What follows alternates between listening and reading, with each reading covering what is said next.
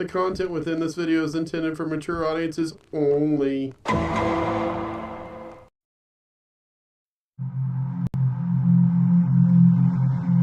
Meet us in the man cave.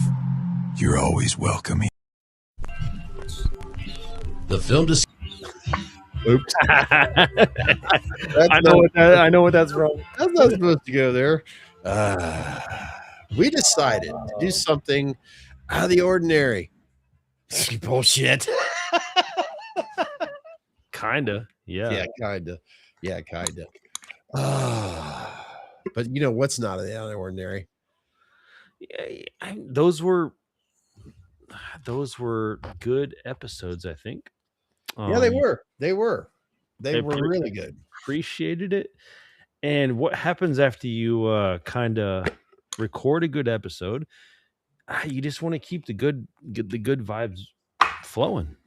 I got music playing over here, and I was like, "Fuck it, you know what? Let's just go ahead, go live, see what happens, see who joins." There's no promises, but there's no regrets either. That's right. I should have a different background right now because it's hard to see.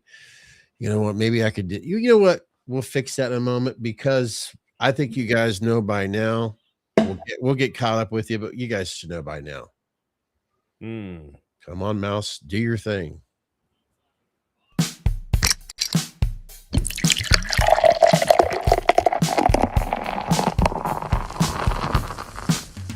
What the fuck you drinking? Yes, sir. So, if I'm being honest, I've already drank quite a bit. Yeah, we've been there. Guys, full transparency, we've recorded 2 shows and shots episodes, movies that we wanted to get to. So yeah, we are toasty. Toasty's the word, right? Toasty's a good word. I'm gonna vibe with that. I'm gonna go with E.H. Taylor, barrel proof. Fucking fancy ass bottle. Look at he signed it and everything. Look at that. Anyways, we're gonna go with this because it's a fucking banger and it's tried and true.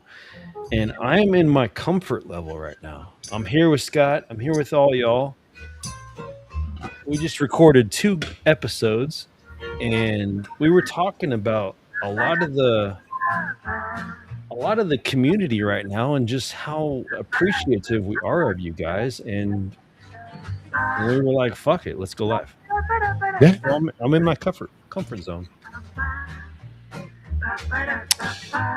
See, we got MH Reels. I'm just drinking a Coke today. I drank a lot of those earlier, trust me. And I'm trying to switch over to Coke Zero, guys, and there's a reason for it.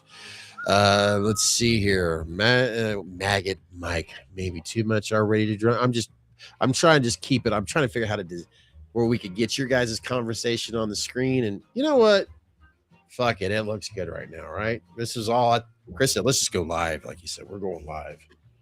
So yes, we did 2 great episodes. One, I think the last one registered perfectly with creativity. That was great. With AI creativity, some things just need to just stay the fuck over here. Use AI, like you said, Chris. Use AI as a tool and a tool only. Yeah. But stay out of the fucking kitchen when it comes. AI is a garden tool. It's a hoe. It is a hoe. What do you do with hoes? You use them and you discard them. Why I push that? Fuck it. Why not? We'll add in some. Yeah. And you know what? And I guess it depends on what state you live in, how much that hoe costs. So. Dixie on Dixie, pretty cheap from what I've heard, guys. We're talking maybe $40, and you got a home run. Yeah, it's getting up there. Inflation. It is definitely getting up there with inflation. The inflation has reached the hoe territory? Are you telling? When he says Dixie, we're talking about a location that's in it's a part of it's a Harrison Township. Look, Google it. Oh my lord!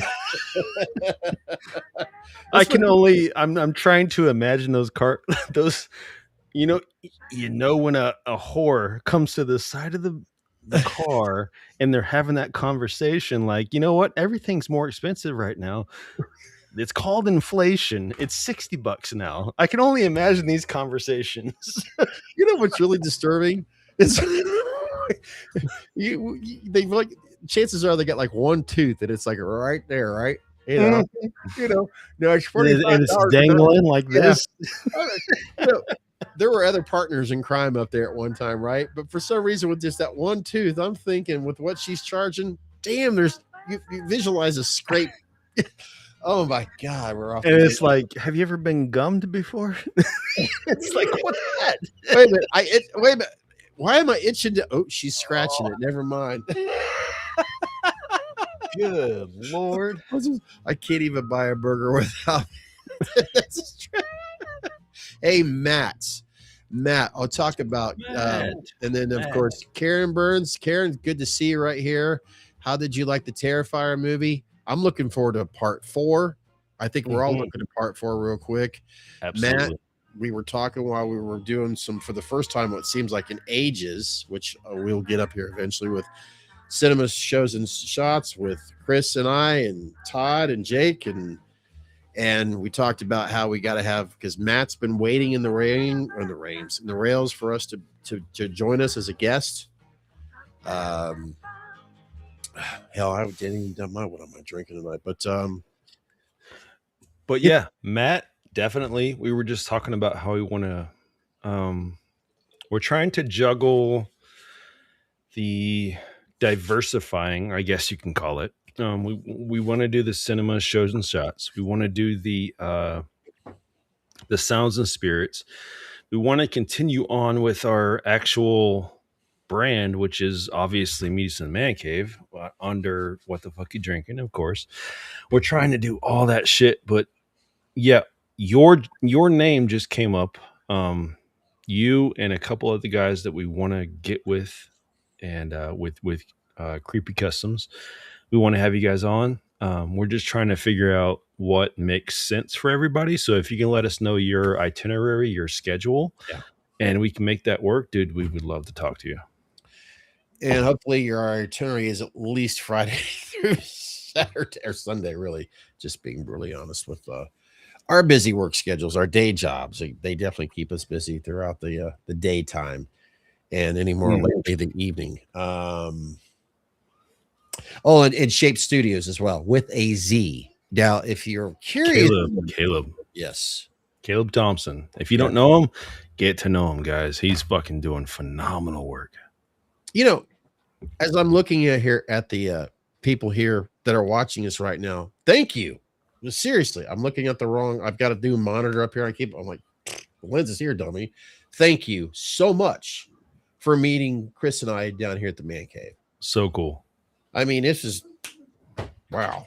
We're over here talking about Dayton, Ohio, and what I tell you before we hit the button, I was like, if 5 or 6 people show up, I will be fucking elated. Like, that would be fucking awesome.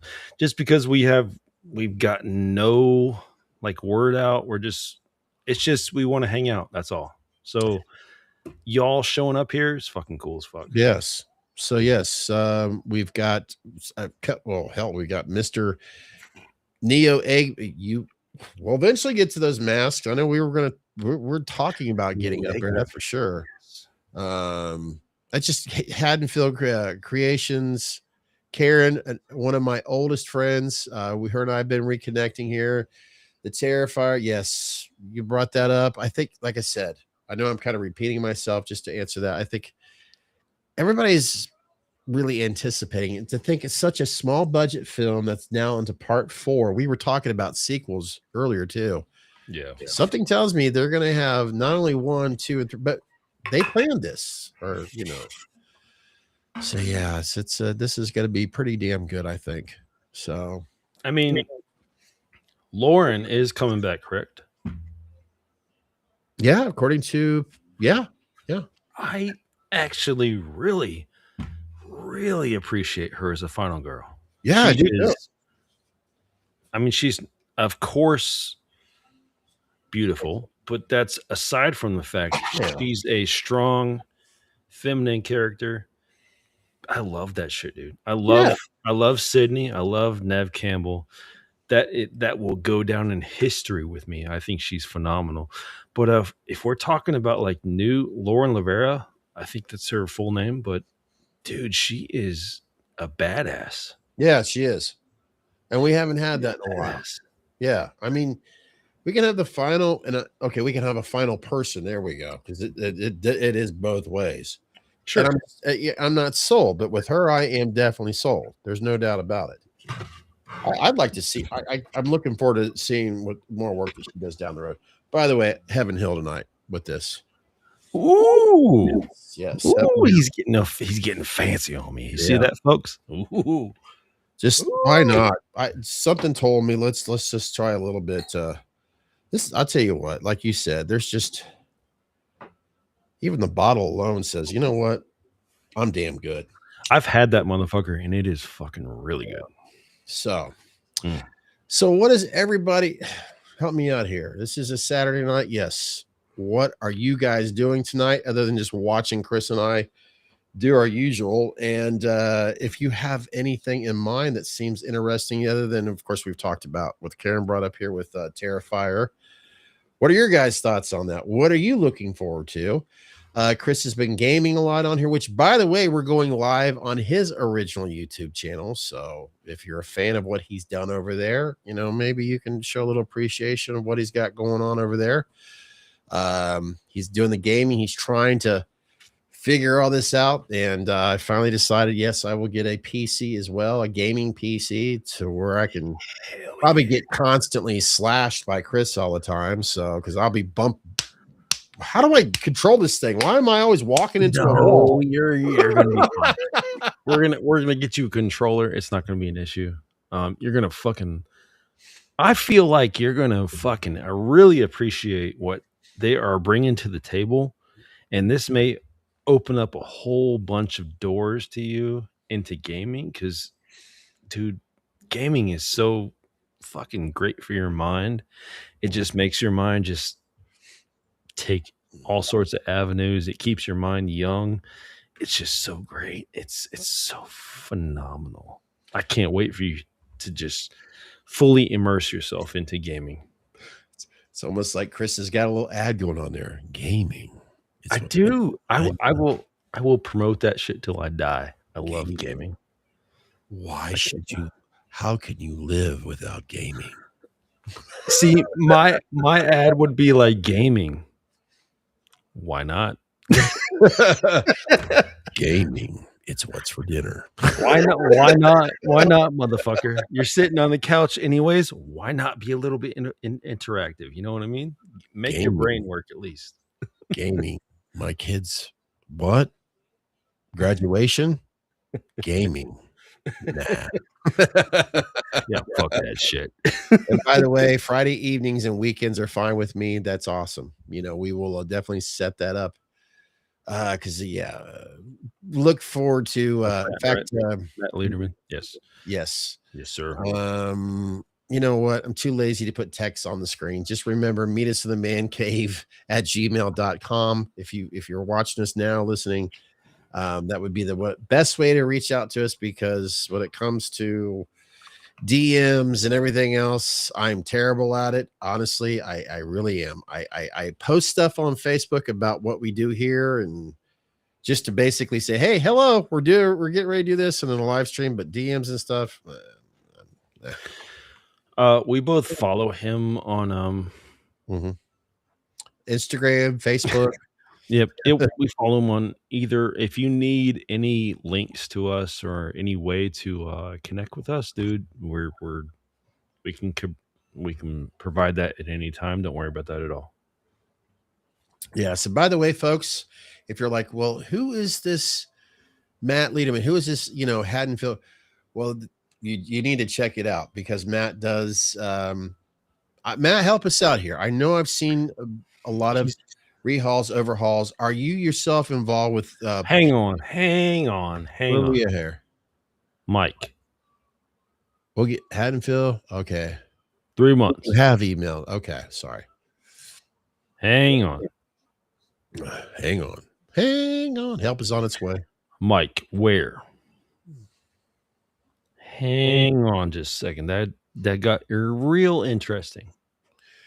Yeah, we got somebody from the west side of the country moving out here to Ohio, the heart of it all. Let me check these emails here real quick.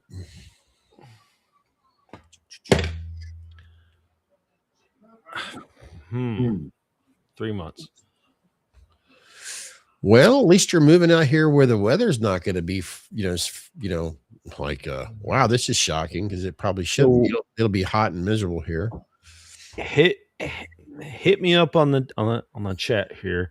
We're talking July. Are we talking July months? You're going to be in Ohio. Because if so, you're coming to the house. We're going to fucking get your ass super fucking drunk. Or either that, we'll pray. Wow.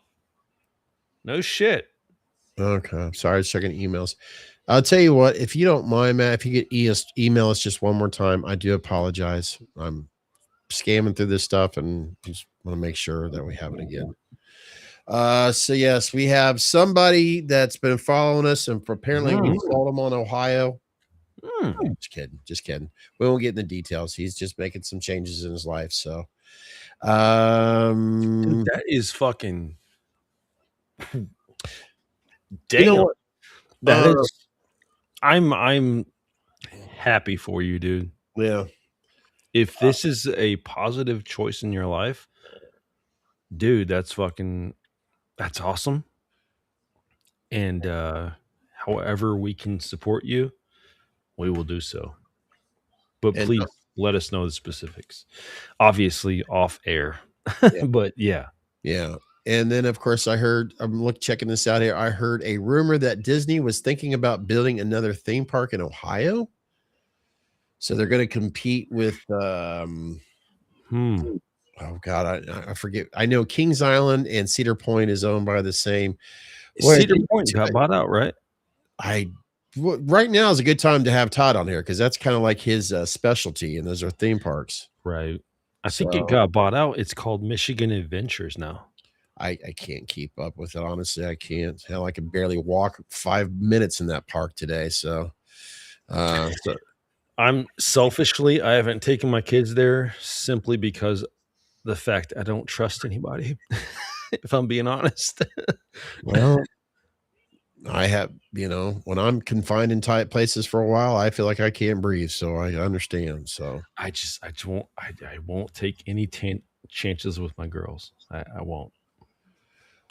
That being said, what are your thoughts and feelings? No, I'm just kidding. I was going to ask something. I forget what it was now.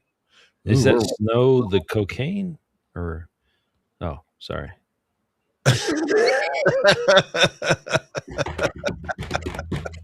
Oh, we're here to tell jokes, guys. Yeah. We're here to keep you entertained. I can't. I'm trying to figure out how. It'd be great if I could just take our windows and move them down, but they won't do that and just have this chat. Like, I know.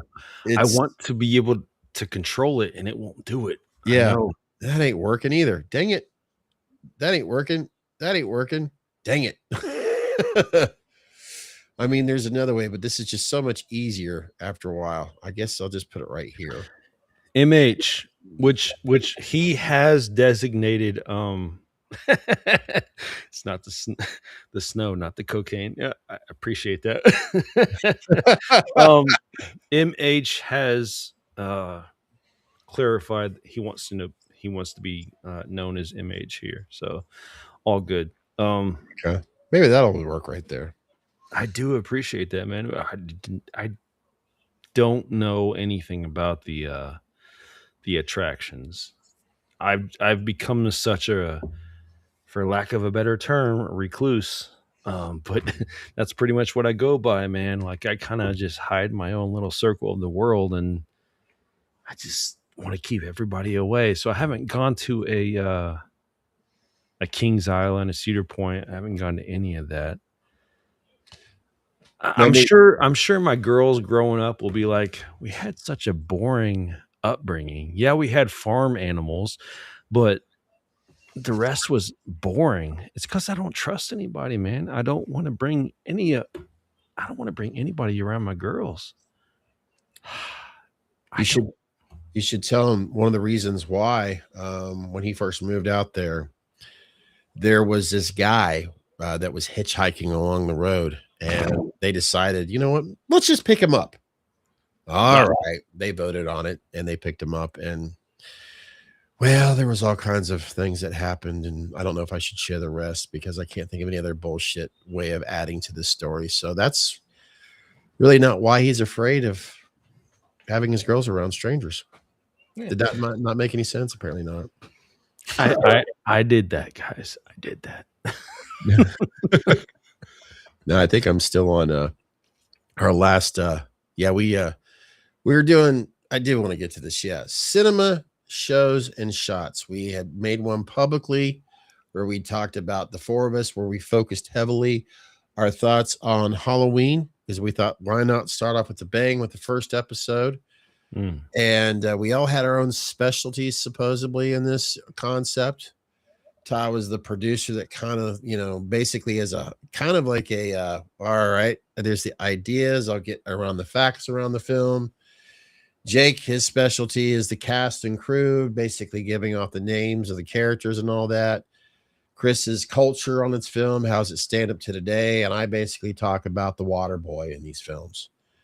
So tonight we did a couple episodes, so look forward to that. So if you are a fan, or if you have not yet seen Stepfather, it's definitely recommended. It's a definitely an 80s nostalgic of a film.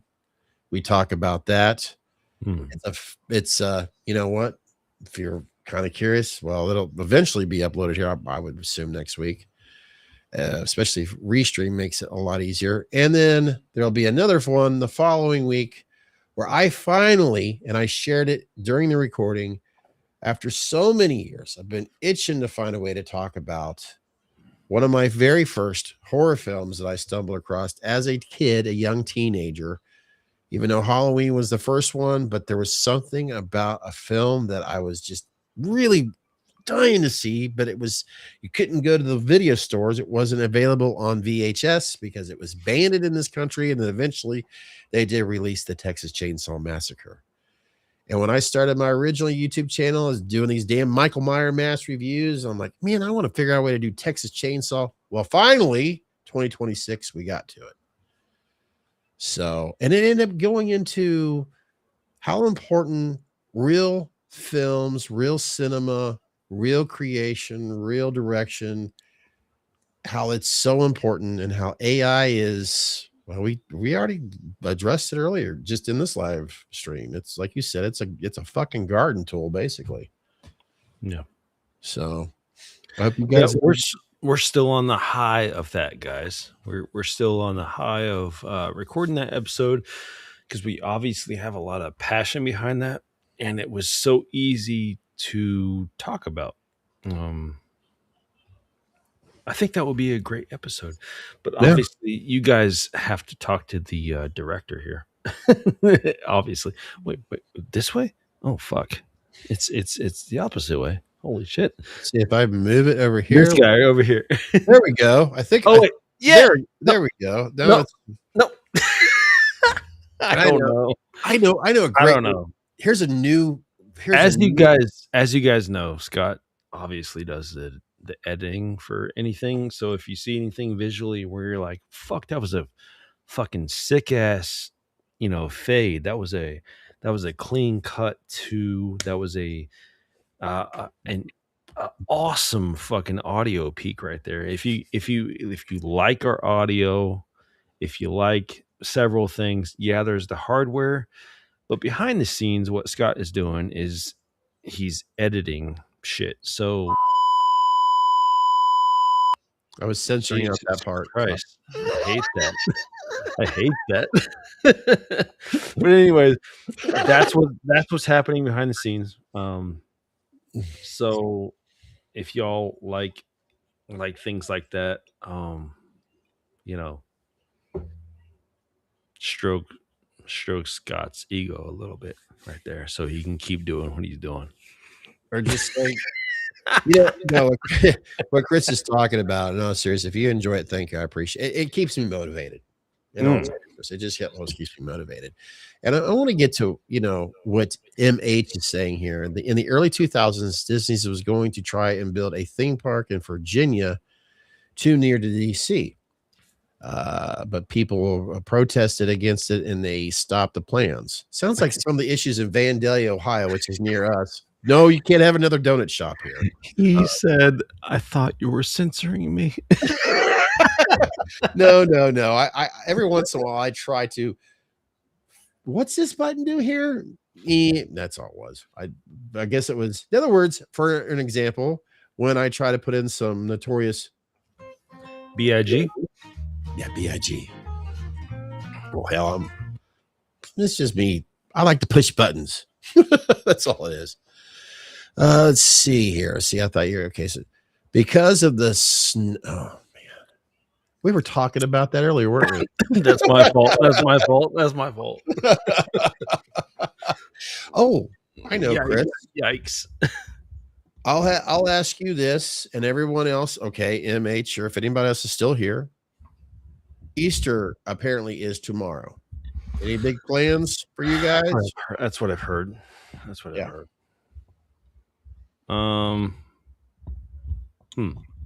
Or is it now?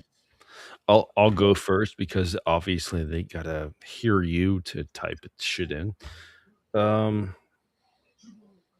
Man. Oops. Easter was never a big deal with me until I met Natalie. Well, we'll see you later. And since Natalie, like, she's shown me like that she wants to do certain things. That being said, I don't think we have anything planned this year. I really don't. Yeah. In fact, I was speaking with if she's still here.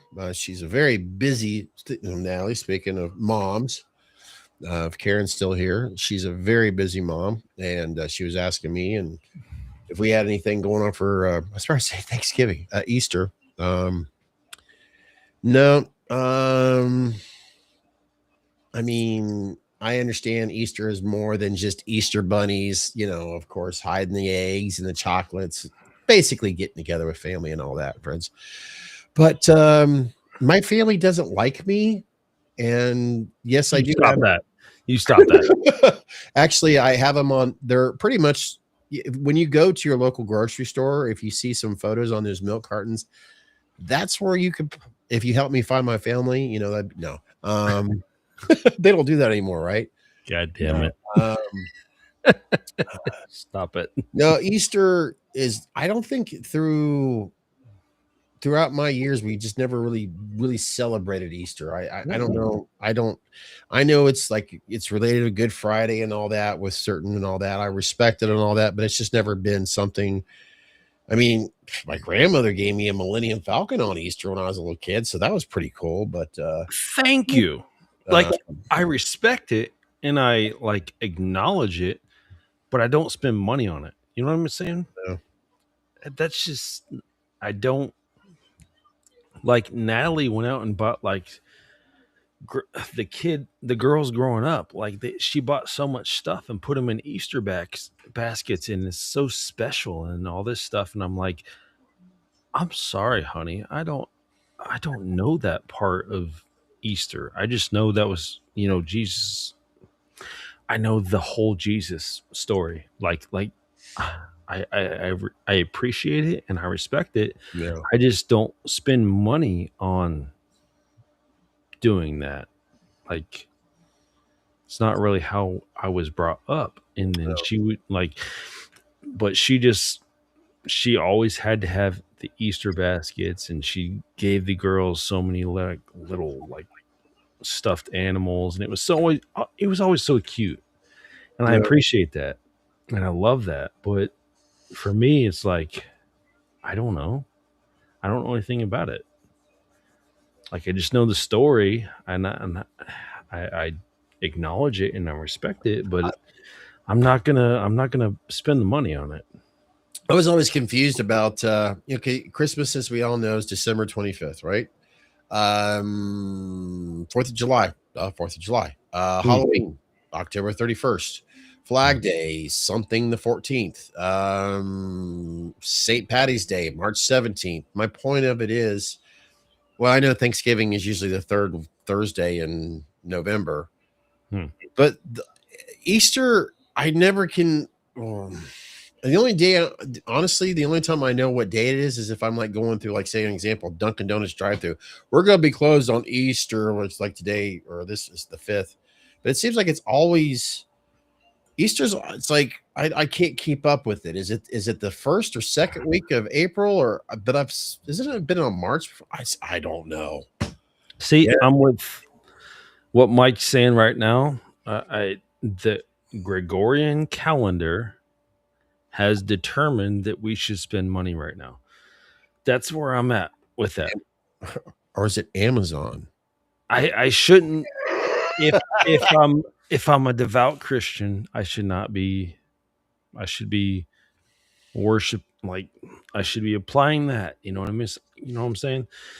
Uh, Oh, I did spend money on Easter. I don't need I to be bought a new spending lens. money on Easter. I Sorry. don't need to be doing it. Like Let's I don't see. know. The 5th tomorrow. Yeah, tomorrow's the 5th, right? Yeah. So I just recently paid a mortgage payment. I got to pay a car payment. I bought a lens. Man, I've been spending it up on Easter. Damn. And no chocolate. What's up with that? Where can we listen? What what this live has become is where can I find Gregory? Where can I? Where can I find Gregory, who developed the Gregorian calendar that we follow right now, that has all of these astrological and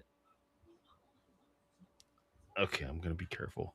No, Um, you said I thought of the with us traveling to the moon. That's a cool ass thing going on right now.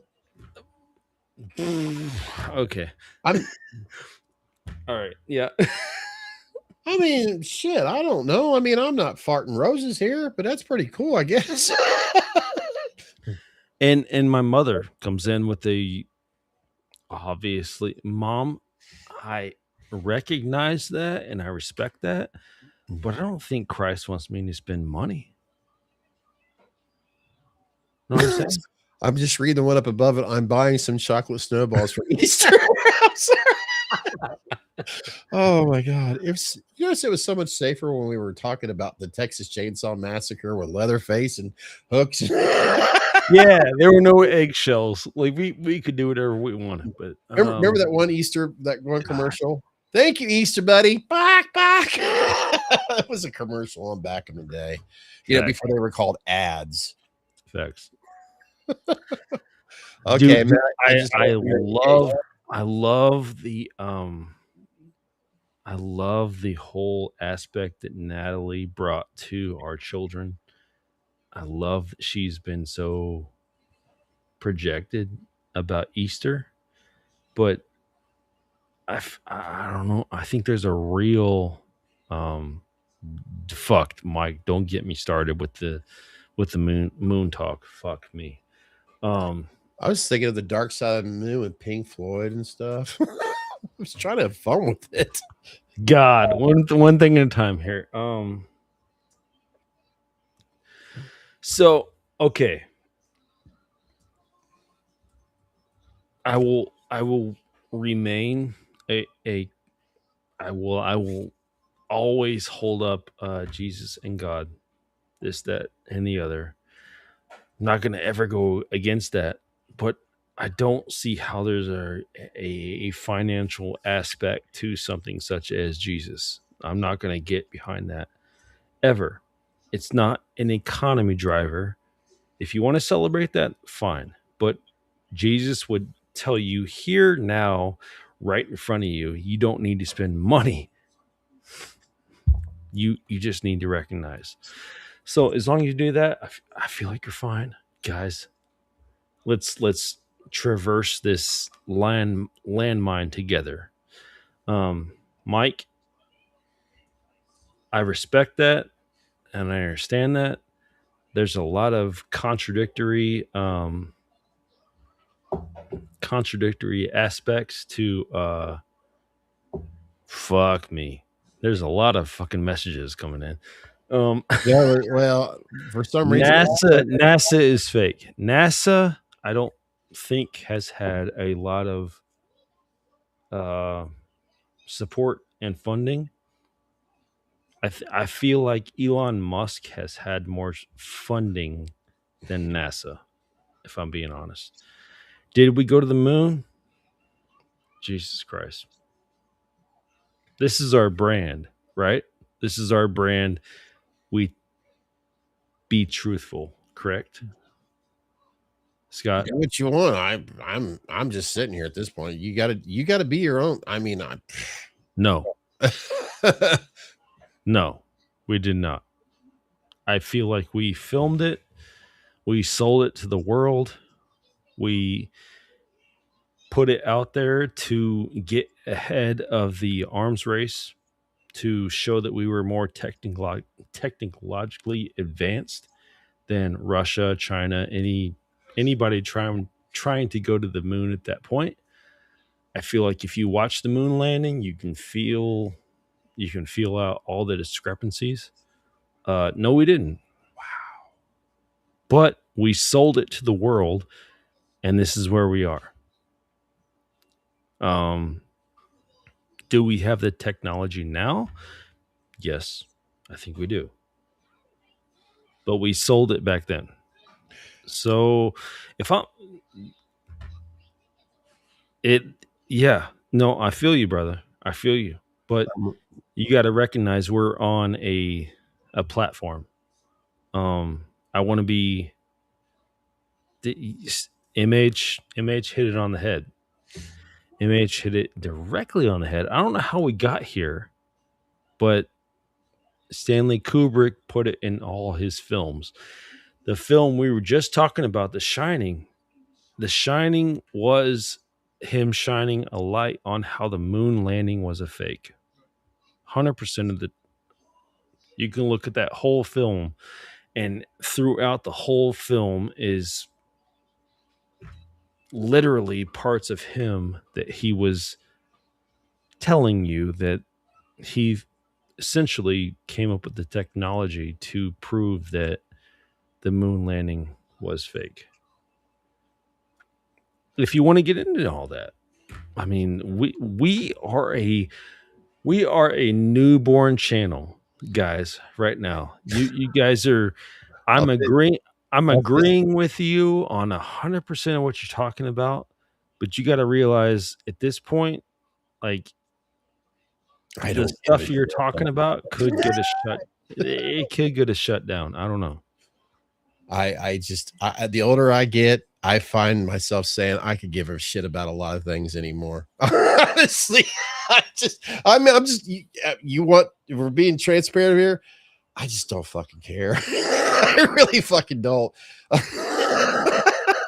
You can believe it if you want. If it's fun for you, that's great. I'm the same. I'm I just the don't whole really care time. about it. The whole time I'm talking, if you notice, I'm like darting over to the side to look at Scott's screen because I literally what I'm saying, I'm afraid he's gonna be worried about. I'm not worried. Ironically, Chris, okay, here's what I'm doing. And guys, look, everybody has a right to their own opinion. You have a right to believe in what the shit stains you have in your underwear. I really don't care about what Chris is doing because as there's a lot of things I just don't give a shit. I am actually looking at something on Instagram that I know Chris absolutely enjoys. Now you guys can enjoy it. It's just for me, I'm gonna go to bed at night not thinking about the moon shit. MH, perfectly what you're talking about right there. Conspiracy theories are only a conspiracy. There we go. Until they've been proven true. Now this Once is once they're proven true, they're not a conspiracy anymore, brother. the Hey, the Billy, gentleman. Yeah, this and honestly, I was going to have you Instagram. seen he's actually been I Co Wetzel, which is one of my favorite artists. Co Wetzel in Australia actually they I'm signed him. this is They asked him yeah. to be part. This is with yeah, I was Fucking like with cool. Ozzy and all, and and I mean, to me, I know Chris, this is more important to Chris, it's more important to me, and I hope a lot of you guys out there, because music, let's face it, you just can't go wrong with music. And this is somebody here Hmm. that is a musician who loves music, that loves to create music, that loves to play music, that and Chris has got me onto this kid, and I just said, this kid's 24/7 music, and he's so young and he's so talented. Mm-hmm. When Chris was talking, I'm like, "Ooh, wait a minute, what can?" And this popped right up, boom, just like that. I'm like, I gotta bring this in here real quick. Fucking cool guy. And he has agreed to Oh, come on. now he's rubbing it in. Scott, you got to exercise and love music. That's what he's doing. It's a message. It's a message. It is a message. It is absolutely a message. How old is he again? I mean, I know he's super young. Oh god, I think he's 25. Yeah, it's super young to me. That's how old I was when Zach was born. I think he's 20. I love this. I mean, I'm sorry, guys. I'm being selfish, but my heart goes to music over anything else. I No, mean, I apologize about that. we Why when am I I looking say over there? we, I mean I started talking to him like a long time ago. He already agreed to come on. I'm super interested. He wanted to get his whole like studio thing set up before he came on. Uh-huh. But when he does that, he eventually agreed to come on. Oh, that'd be so cool. And I want to have a discussion with him. I think it's super cool. He's going on tour with Co Wetzel. Co Wetzel is one of my favorite artists. Um, So fucking cool. very cool. You know, some things just fucking work out. There Like you go. I don't know. Like this dude I've been talking to for over 3 months now, just because I saw a couple of his videos and I was like, fuck, dude. He's really hitting a lot of those strings. He's really fucking he's got some sick fucking choruses. And he's been ripping up since then. And I think he's trying to nail down his album and eventually come out with his debut album, which will be fucking phenomenal, I think. Oh yeah. And the reason, I mean, I have the audio off on purpose, just to be on the safe side. But when he's on here, obviously, YouTube, it says music. I'm sure we can have his permission. You know what I mean? So, Full transparency. He has told me that he is autistic. Um, he's came out and told me that, which at that point I was like, I don't care. He was telling me that like it would be like something that he was worried about, okay. like something that would be a roadblock. And I'm like, I don't fucking care, bro. And he's like, okay, like awesome. Like as long as you don't care about things like that, like I'm more I'm totally open to coming on. And I'm like, I don't give a shit, dude. Like you're Mm. in fact, I think autism is kind of like a heightened sensitivity to a lot of the stuff normal people like us strive to be. Like if you talk to autistic people, they're generally so focused that we kind of almost admire that. And it's like, why are we talking about it like it's a foreign thing? Like they're hyper focused on something that we wish we could be focused on. So I would like to get rid of that stigma. I would like to get rid of that completely. Um, as far as a spectrum, I don't fucking know anything about that. And I don't know. Dude, I could be considered on a spectrum and I don't give a fuck. I don't give a shit. Like, there's talent and there's not talent. That's all I see.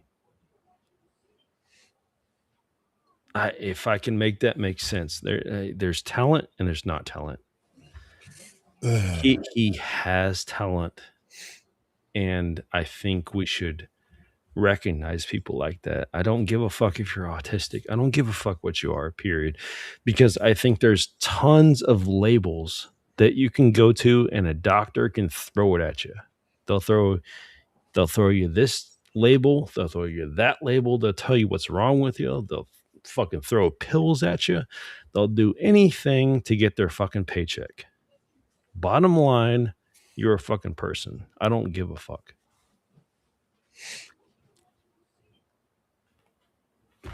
That's how I feel. Yeah, guys, I have to be, I don't want to say careful, but I of course have a very close relation to autism. And throughout my years, like I said, when my son was born when I was 25 years old, and I'm going to be 56 here in a few months. I have seen throughout the years my son, especially when he started to be more socially involved with other kids of his age when he was 10. And if there was 50 of them, I'm going to say about 95% of them, they were diagnosed with autism. And every single one of them throughout the years from that time, I have seen so many people of so many, just like right now, let's say there's 100 of us right now, Chris and I and 98 other people right now on this subject at 100%.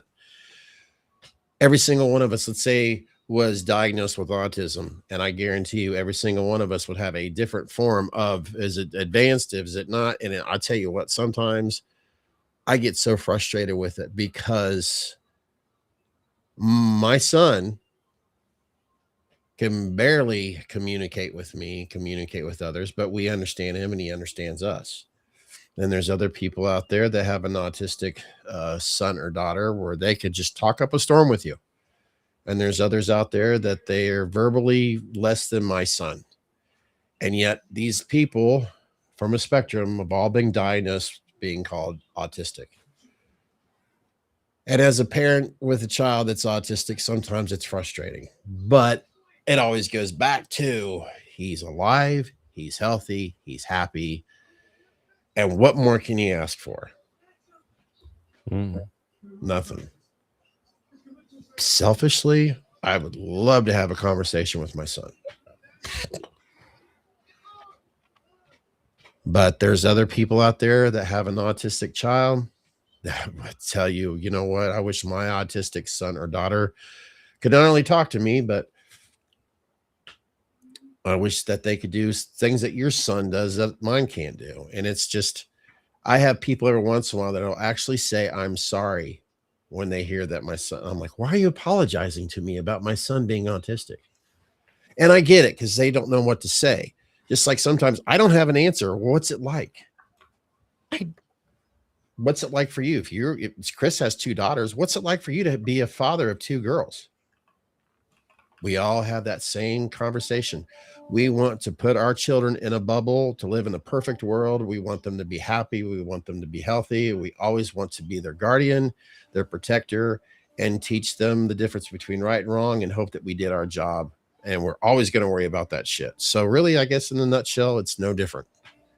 But some of us physically have to always be there for our children when they are autistic, which, by the way, wasn't formally announced until 1972.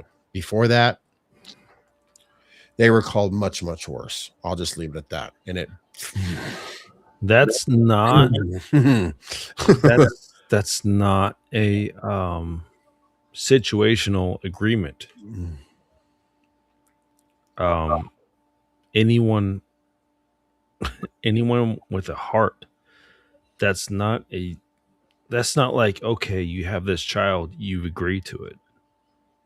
My mother, her firstborn was, uh, as I was described, her firstborn was, his insides were born on the outside. He was a defect. I remember this. Yeah. Um, that was my brother, Brant. She gave him a name. She gave him everything. He was essentially, taken from her upon birth. I don't know the logistics. I don't know what happened. I wasn't even a thought at that point. But you best believe, if you go to a certain point in Kentucky, his grave is there. We were taught from very young, like that's a part of our history. Like he did exist. Um, I don't care what the ailments are. I don't care uh what has went wrong. There's a deep part of humanity that exists within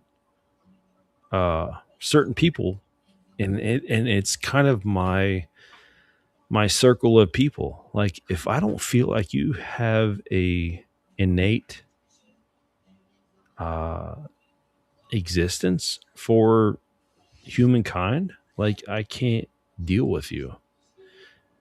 um I have a very big affinity for animals. If you don't feel that as well, especially dogs, if you talk to me about a dog, doing anything to a dog, doing anything other than fucking kissing its cheek and fucking loving that dog, I have a real problem with people like that.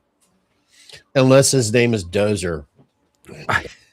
I'm just I'm just saying, like, shit like this is a deal break with me. A lot of humanity, I've realized,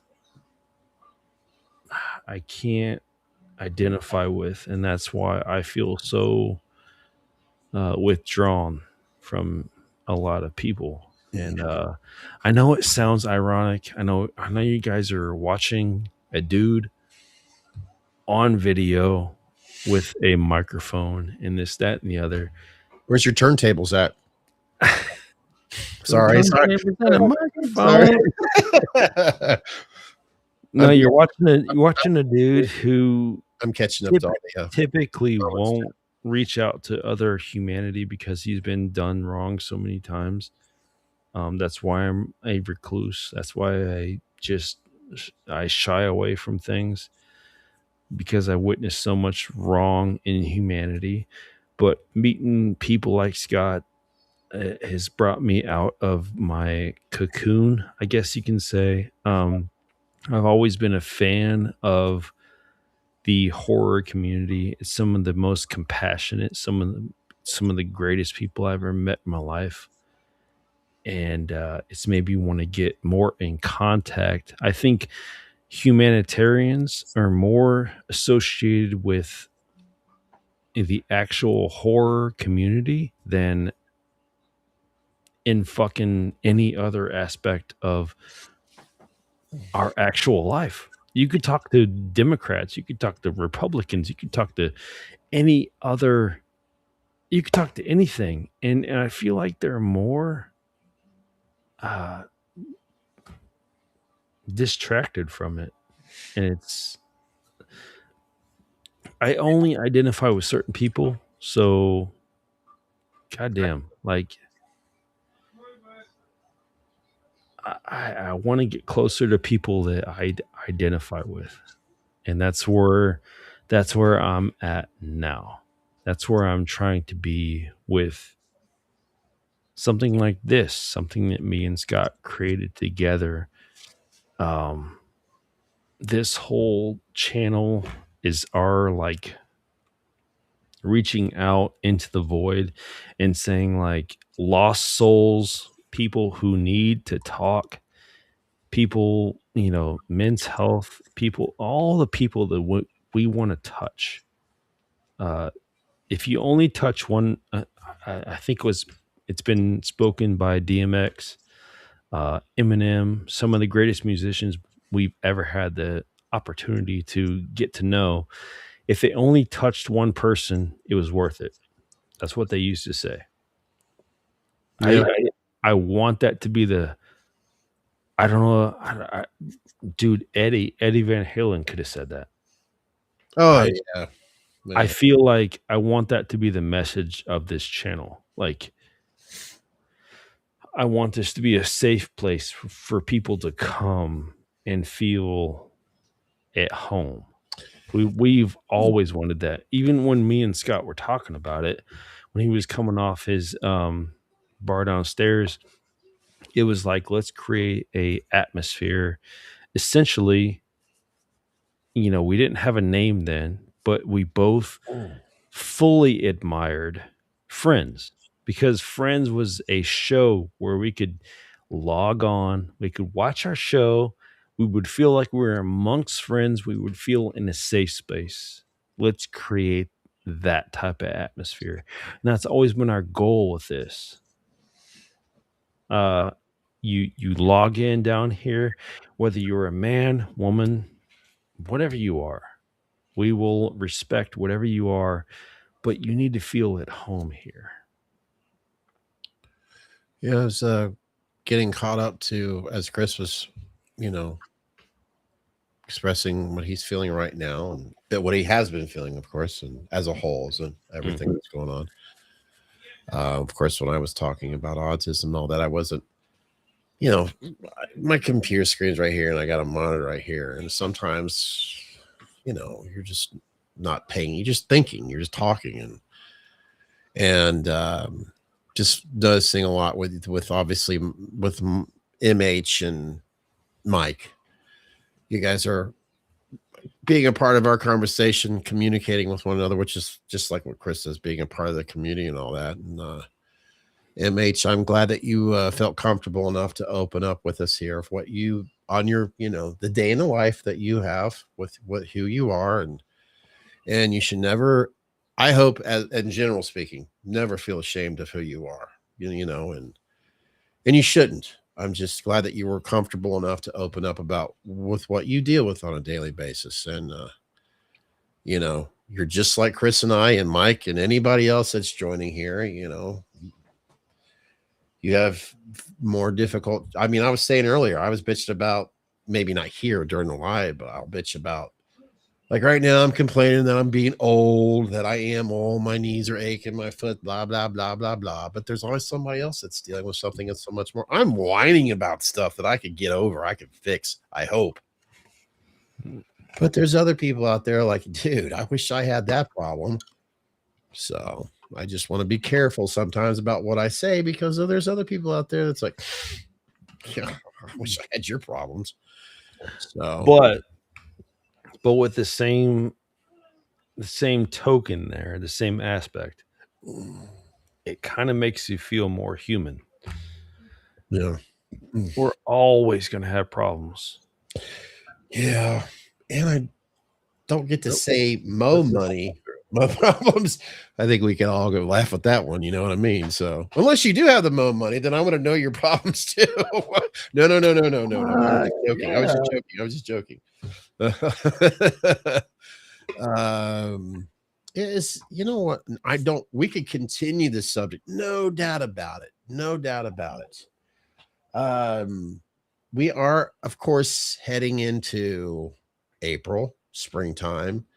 The summer is around the corner. Does any of you out there, if you want to share, not like I said, I'm not trying to change the subject, but is there something coming up within the next couple months that you are looking forward to? I know we've seen the Disney, the parks and all that, but I mean, Chris, I know you're looking forward to doing things. You're held next weekend and all that. I myself, yeah, I know there is. I'm just not thinking of it right now. I'm just trying to do everything I can to help participate with Chris Oh, and everybody else here. It's not about, what's going on. You know what I mean? I like this. I work in television. very cool comment here. Hmm. There's a lot of them, so I'm not sure which one you're reading. Yeah, yeah. MH, would you feel comfortable expounding upon any of that, or is this something you don't want to pursue here? Um, It's I'm almost very interested in this. As you know, someone that has been a very close um, friend to the channel. Jake has a speech impediment, but he doesn't let that hold him back. So I yeah. would be interested in how you're pursuing things to forward yourself in the career, because obviously we see Jake as a friend. So when we talk to him, it's just like, this is my friend, and I don't care how he talks. You know what I mean? But in a career aspect, that would Oh, be there it is. I Sorry. would be very interested in pursuing that. Yeah, I was reading that and I was figuring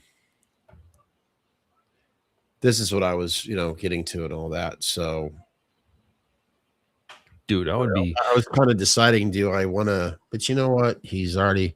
I'm not I'm an impulse guy. I'll do it when you don't want to, Scott. I'll do it for you. I would be very interested in that. I mean, he shared his thoughts here and all that. I was just trying to figure out because I honestly, Chris, I thought maybe you had read that while I was, talking. And I'm thinking maybe we were on the Sure. same page, but duh. Sure, sure, sure. I don't want to put him on a spot, but Yeah, absolutely. dude, That's I think it's very it's very brave. I think it's very in a in a face like a safe space. I think it's very powerful, and I would be interested in pursuing that. and you brought up Jake. And I don't want to necessarily, I think everybody here is mature enough to understand and get it. Jake, Mhm. he Chris had said, I'm going to add to it. Jake has come along quite a bit. I've noticed that as Jake gets to know us, we get to know him. Jake, he's more ventured into TikTok. That's his thing. That's what he loves, and all power to him. I cheerlead him on that big time. That's where he's comfortable. That's his zone. That's his comfort zone. But my whole point of it is the fact that Jake is more comfortable. It's almost like It's dope. the complications that Jake was dealing with. It's like he's learning to exercise that muscle, and he's, how can I put it without him not being here to describe it? It's I could tell the difference between 3 years ago into now. You Muscle know what I mean? memory is strong. Yeah, he's it's amazing. It's almost like with this speech, he doesn't have to think as much about what he's going to say like he did years ago because of the. So yeah, it's amazing. It really is. I can only hope to God that he feels more comfortable around us. Who, Jake? Yeah. He's getting there. I hope that's the truth, because I want nothing more than like Jake to just be himself. I've experienced so much humanity out of Jake. He's been around my family. He's been here. He slept on my couch. Like I think of him as a person. I don't think of it as any more than that right now. Like I think of Jake, like when he texts me, like I'm like, oh, there's Jake. I don't think Yeah. about it as a YouTube No, not thing anymore. Not at all. Like he's like my friend. anymore. That's all I can think about it as right now. And I love the fact, dude, when he was sitting here and we were having Tekken fights and drinking beer, like Man, that was so fucking cool. That was so impressive. Just feeling him let go. He even at one point, I don't want to share this publicly because it was okay. Anyways, it was a little side note, but he was like, my brother would have turned 43. Yeah. He lost his brother. And he told me that, and he was like, I used to play Tekken with him. And he was like, holy shit, bro. Like somehow I've become like a big brother right now. That was so much going on in my head right there. But dude, like he was so cool about things. I continued to sit there and beat his ass. I don't think you'd have it any other way because it's like you're showing Jake, look, and we do it all the time. We treat Jake like he's just one of the guys, and he wants that, and he appreciates that. You can tell. Absolutely. You know what I mean? You're not gonna look. We guard Jake with as much as we can, need to protect him, but at the same time, we're gonna treat him like one of the guys, and he wants that. And yeah, he wants that Tekken ass beating. I got to give it to him. Anyways, I'm just having fun. He's coming out of his shell more. I've noticed. Jake, he's teasing up for it. Jake actually fucking. He's kind of a Tekken monster. He was picking all sorts of characters on there. He was really surprising me. It was cool as fuck. He was picking like 6-7 different characters where I would have to be like, okay, you're picking Eddie right now? Like, holy shit. All right, I'm going to pick Kazuya and I'm going to give it to you. Like it would be at this point where I would have to go back into my bag where I was like at 20 years old, where I would have to like go around little known tiblet, but we used to go around and we used to hustle certain characters on our pads and stuff like that. We'd get into Tekken tournaments and we'd hustle for money. That's what broke kids did. But anyways, we'd go around to Wright State, OSU, things like that, and we'd play the whole Tekken tournament thing. Bet $20 here, $40 here on a match, and whoever wins money, that type shit. But Jake was actually giving me some shit. I appreciate the fuck out of that. I love fighting games so fucking much, and he was fucking giving me some shit to eventually where I had to rise up to a certain point. I was kind of coming into the matches like, okay, well, we're gonna have some fun, and he was like giving me some shit, and I was like, wait a minute, you're air juggling right now? You're air juggling and you're uppercutting me and you're hitting me against the wall, like all the common like Tekken like jargon. But he was air juggling me. He was going on the whole thing, and it was impressive, and I was loving the shit out of it. And by the end of it, I had to go all out on him just to show him, what was going on here. But but he was holding his own, and I appreciate every aspect of that. Jake, I love you. You're not whatever anybody wants to call you. You were quick on the joysticks. You're not slow. You were doing your thing. You were giving me absolute battles right here in my face. I loved every single aspect. A fighter's game is a way to test like neurons and what's going on in your head. And if I can tell you anything, you have absolute connection with your brain. You know what's going on. don't ever be afraid to show yourself. It was awesome. I mean,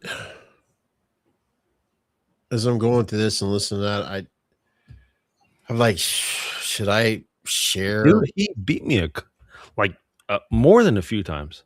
It was fucking awesome. Nah, I can't talk about what I was going through that night. It's too deep. Yeah, we are going deep. Don't you worry about that. Hold on. If you got anything to get off your chest, you get it off. Just the same as anybody here. That's Hold what on. we're here for. Let me get the ambiance going. Damn. Dude, he kicked my ass. I loved it, dude. He was dude, I love Jake, man. He's so much more than people give him credit for. And I love shit like that. That's the underdog right there. That is people just assume this, that, and the other. You assume what you know about him, and then he sends a 12-inch fucking dildo right up your ass. That's what he does. He's the sneak fucking dildo. He says, all right, here's 12 inches up your fucking ass right now. And I love that shit. I love that shit. Fucking props to Jake. I don't care what anybody says. We are not gonna be cuckolded. We're not gonna be anything here. We are just gonna recognize when there's game, there's fucking game. This is meet us in the man cave. When there's game, there's fucking game.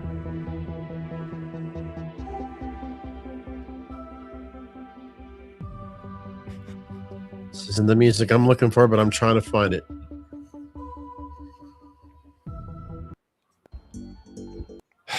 Absolutely props to Jake. Props to Jake. I love Jake. He is always he slept on my couch for 2 fucking days, and he is always welcome here. I love Jake. So, while Chris and Jake were having brokeback moments, I was literally sitting over here thinking to myself,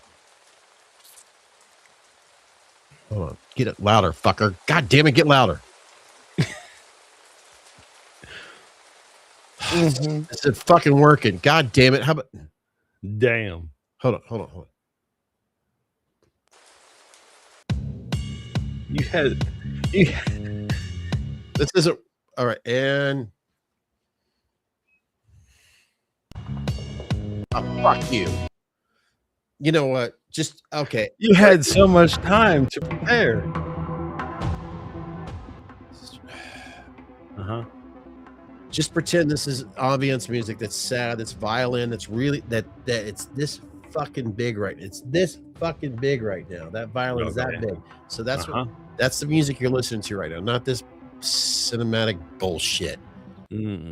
So Jake and Chris are having their brokeback moment.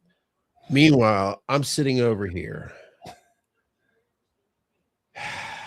breathing heavily. Mm-hmm.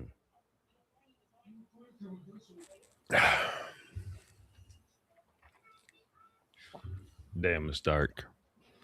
It is dark.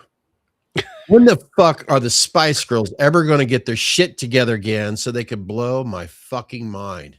I mean, that's the kind of shit that I deal with every time when I'm all alone, when I'm not recording, when I'm not sitting in front of this microphone, when I don't get a chance to hang out, to get close to somebody. I sit around and I'm just wondering, whatever Spice Girl song I'm supposed to be thinking of right now, when are they going to fucking get back together again?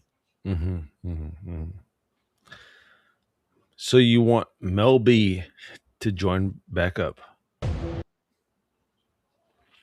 Hold on, waiting for the music to play. Oh, hold on. Hold on. Play, bitch. Mel B, and they can't see you. That's the whole point, folks. I'm sad. I'm in a dark, dark spot right now because of Spice Girls. Mel B, Sugar Spice, Posh Spice, Sporty Spice, and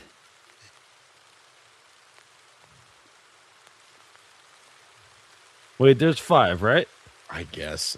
Yes, there's 5. I'm sorry. I'm breaking my point of this. Mel B, Sporty Spice, Sugar Spice, Posh Spice. Oh my God! It's fucking right. Please help me out. There's Apollonian Spice. No, that's not right. Appalachian Spice. That's not right. I actually, what was it? I think at the time, in all seriousness, if I can find it again, please. After all this, hey, this I got a bullshit- fucking serious question. Mel B. What the fuck spice is that? Where are my ones that I saved? How did we let that shit slide? Because you got posh, which is fucking argumentative at best. Posh, which is outrageous. Saved? Those don't make sense at all. Hey, is this where we are? We're arguing Spice Girls. Well, see, when you get to have moments with people that care about you and stuff, wait. I have to fucking deal with the world I'm living in, and that's the Spice Girls with their not knowing their names and if they're getting back together and I'm, where did you take me here just now? I don't know. I was actually trying to find a video that made me laugh my ass off really hard, I think, that night. It had something to do with the Spice Girls, and I can't fucking find it right now. There's no way. Yeah, we are arguing the 5th Spice Girl right now. It's Bitchy Spice. It's Bitch Spice. I really don't know. Who knows? Who honestly knows right now? Hey, Belgium. Who is Belgium? I'm trying to think of the new AI name that I'm supposed to say out loud right Are you gonna order? Are you gonna order some Heineken? There we go. It's Holland. Okay, here we go. Oh, that's true. That's Hi, true. Siri. What are the members of the Spice Girls? we are a mess. Oh my Lord. Other members have included Jerry Halliwell and Melanie C.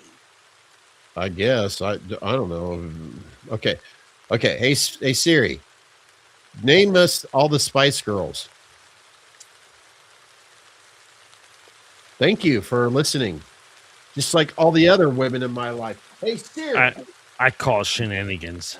what are the Spice Girls' names? I mean, what are their character names or whatever I'm supposed to ask you? Please answer me. Dude, I don't know if we're. The character names of the Spice Girls are Jerry Spice, Mel B, Sporty Spice, Melanie C, Baby Spice, Emma Bunton, Sporty Spice, Jerry Halliwell, and Wait. Spice, Victoria Beckham. It must be true. Wait, Victoria Beckham was posh. Yeah, it says Posh Spice Victoria Beckham. The fuck is that bitch Isn't that talking the basketball guy or the soccer? God damn it! I don't fuck. See, Oh, AI. Fuck her. fucking rain. Don't need an audio thing right there. It's raining right now. I don't need that Yeah, shit. what are you trying to make me I depressed don't here? know. I don't. What's happening here? It's Listen, was that Jake's not Australian? here to help us out. That's why. Did she say that because she's Australian? Are you on? Hey Siri. Oh, because you're laying down. Hey Siri. Are you Australian? QC has issues here. Wait a minute. I come from a long line of code. What the fuck? Hey Siri, where are you from? Hey Siri, fuck off. Sherry. You know what? Okay. The right now, Mike, he's losing his faith with us. Come on, guys. All right.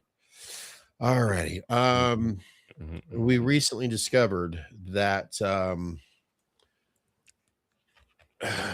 Maybe, Mike. Maybe we've oh, had a lot to drink today. speaking of drinking, I know I'm I'll about do to remember this. more. I'll do this so it's appropriate.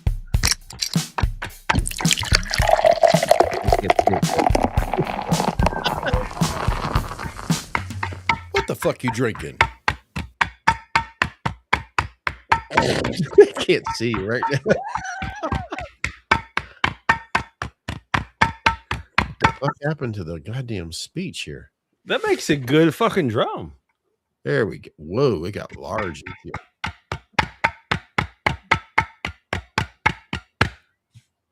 There you go. I think. So, speaking of tasty beverages, there's something that's for well, that came out pretty cool. That next weekend, Chris and I will not be. We are really fucking with Mike, aren't we? Next weekend, we will not be available for any live streams, nothing like that. There is a good reason behind that. I'm gonna be incapacitated. Well, that, in other words, he's going to be incompetent. Well, okay. In other words, he won't be there to. Chris. Hey, but one cool thing I did not think about. Can we do a live from my phone? Yeah, you can. I mean, I'm sure you. Yeah, you can. We did that. Remember when we were testing a restream? Why the fuck not? As long as your Wi-Fi is strong enough wherever you're going to be, of course, that would be the only thing. I mean, we could set it up where So easy to send you a link or whatever. I don't know. In Mike's going to unsubscribe again. Mike is always unsubscribing from it. Fuck you, Mike. We'll see in a few minutes. But I really. Anyways, yeah, a cool thing to bring about up what's going with on. anybody that's watching. I will be in Louisville, Kentucky. Yeah, that's better. Probably in a hotel. I will be bourbon shopping the whole weekend. Fucking horns. Absolutely. I will be trying to come up with future episodes where we will obviously do our bourbon tasting. But yeah, I'm going down there. I'm taking the girls. I'm taking both my girls. I'm taking my main girl. And we're going down there and we're gonna do the Zach Bryan, who I've been watching since he was a little young young pup. He was doing his YouTube videos on the back of people's porches in West Virginia and fucking Kentucky. But either way, I'm gonna do it right. I'm gonna absolutely camp out. I only know one way to do this shit. We're gonna get as close to the front row as we can, and that's gonna be. I'm gonna get as much content as I can. I'm gonna have Natalie record everything and send it to Scott. Scott, our editor, and he's gonna go from there. And yeah, if I can sign in from my phone, that'd be cool. Yeah, it shouldn't be that difficult. I mean, what I'll do is just set up or whatever, and then send you a link. That way, you could just sign in. It shouldn't be an issue at all. And just let me know ahead of time if this is exactly what you want to do, because it would be ridiculous to like. All right, well, folks, any moment now, Chris is, and of course, at that time, he's probably at a concert, just having the time of his life with his family, and it's like, there's no fucking way I'm going to go live right now. Yeah. I'm reading. Apparently, Chris, are we actually talking about anything right now that's not completely off the rails? Because I'm seeing the comments here right now where apparently it's the devil's juice. It's called alcohol, my friend. I'm No. Okay, I just thought, or either that they're, I don't know. It's the lighting. Yeah. Oh, he's so fucked up. He can't. I don't know. But there's another thing. Living it up. You know what I'm saying? You are going to make a little pit stop before you head even further south in Kentucky. In other words, the other side of the river from Cincinnati. Chris discovered something that's going to be available. That's right. Oh, What yes. we do quite a bit here with Rheingeist. Oh, yes.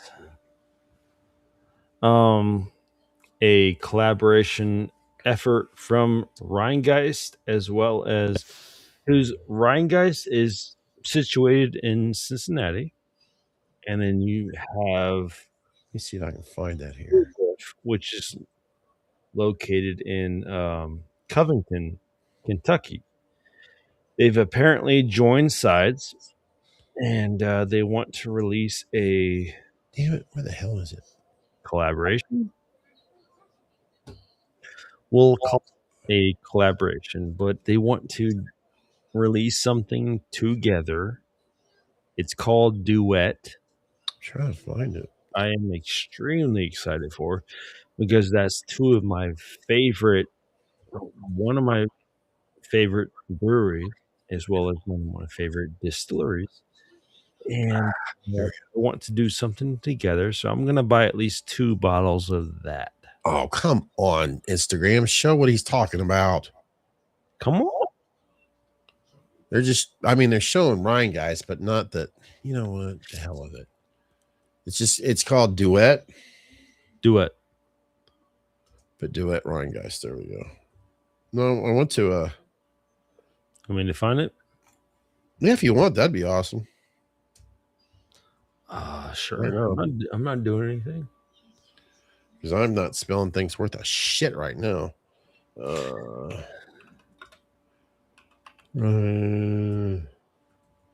we go. Did you find it? Yeah, I think so. Yeah. Yeah, I'm fucking old enough. Jesus. There we go. There we go. This is perfect. Let me share screen. Okay. Yeah, this is got a good. You know what? I was kind of thinking about. Look at that. Also, I have a Balboa rye.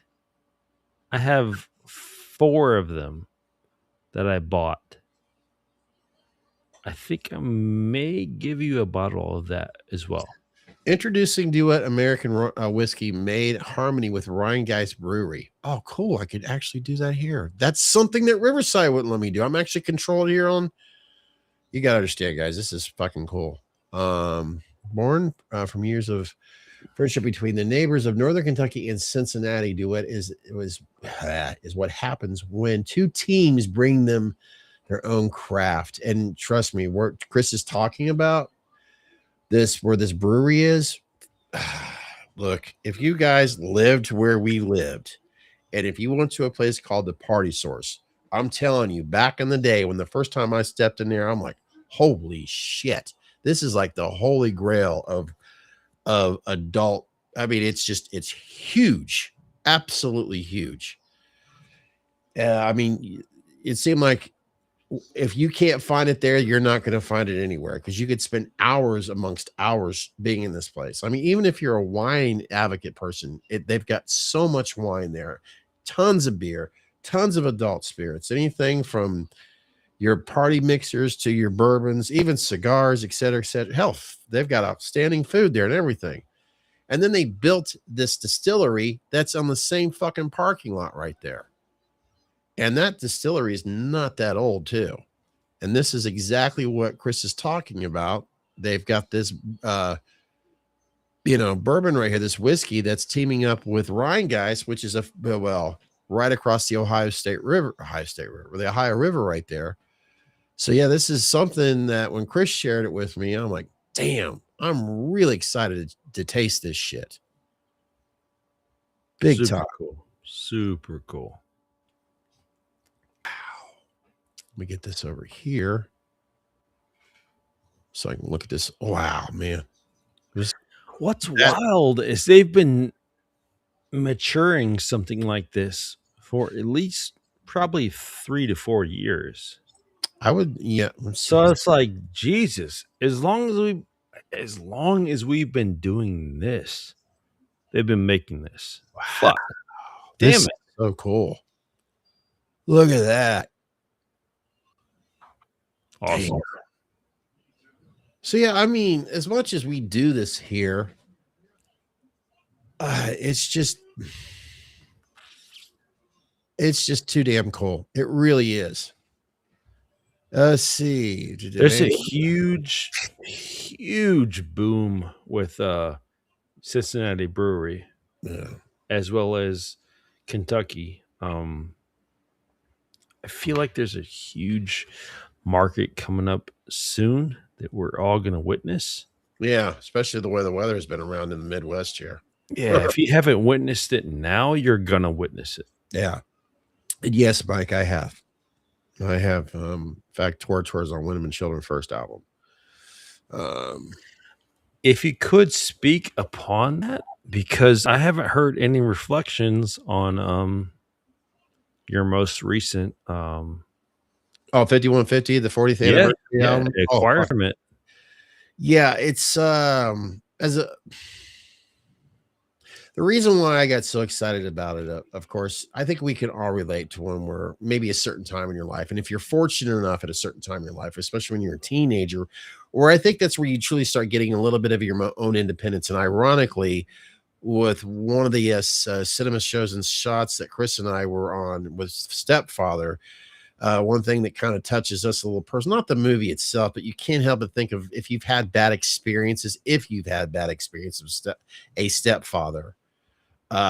When my mother finally got us away from that bad experience, ironically, about 2 years later, 5150 came into my life, and my mom and who she eventually, well, of course, he's my dad. They allowed me to have more reign and more freedom and allow me to just be me. And of course, I was loving Van Halen as a kid before with David Lee Roth.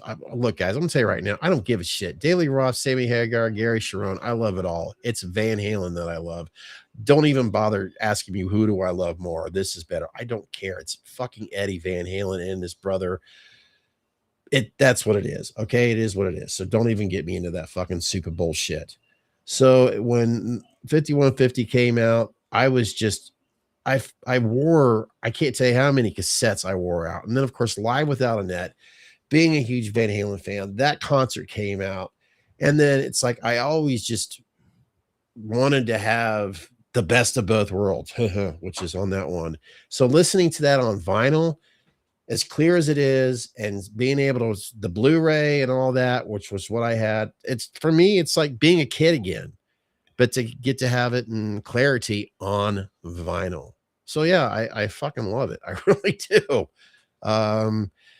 If you love music, if you really, really, truly love music, and I don't care if it's jazz, or say American Bandstand to what's a good one for Z for music? I don't want to say ZZ Top, but you get it. I mean, you owe it to yourself to own your own physical media, even when it comes to music. And turntables, I say get a decent turntable, a decent receiver, so you can really enjoy the music that you love, especially today, because I've talked about it, and I really think vinyl is going to be even bigger this time next year. And I think it's bigger for our favorite artist, our favorite music, because last year vinyl had sales over $2 billion. I was gonna say, that is huge for us. It's almost 3 billion, isn't it? It's like 2 point. Yeah, I 2 point something. Yeah, no. If I hope your math is awesomely right, because that's like I said, for when Chris is in the mood to listen to whatever genre he's just in the vibe for, I would love for him to start. You know what? I'm going to get me another receiver. I'm going to get me some speakers. I'm going to play my music on vinyl, because you're going to see the echo, the left to right channels, and you get to just all of a sudden, okay, no offense, Chris, you love in your games. I get it. You're lost in your world. You and Jake are we're, but there's something, you're sitting back in your chair right now, your couch, You're Sure. listening to your music, you get lost, and then you're reading your music on your fucking or you're looking at the artwork. I miss that so much back in the day. Hmm. I used to stay up all night with the fucking receiver, listening to music and stuff, or if it was either the radio station or if I'm listening to records, I love laying on the floor, just reading my albums while I was. You can't do that with streaming shit. You just can't. I think even the younger children, teenagers of Emma and Alicia, the kids their age are getting into vinyl. And I just think that's going to help out the artists that we support, the music, because they're going to want to, you know what? I don't want to have one hit. I want to write more songs and put it on a record because it's selling again. Yeah. That's huge. No, it is referenced and it is recognized by a lot of the youth right now. Yeah.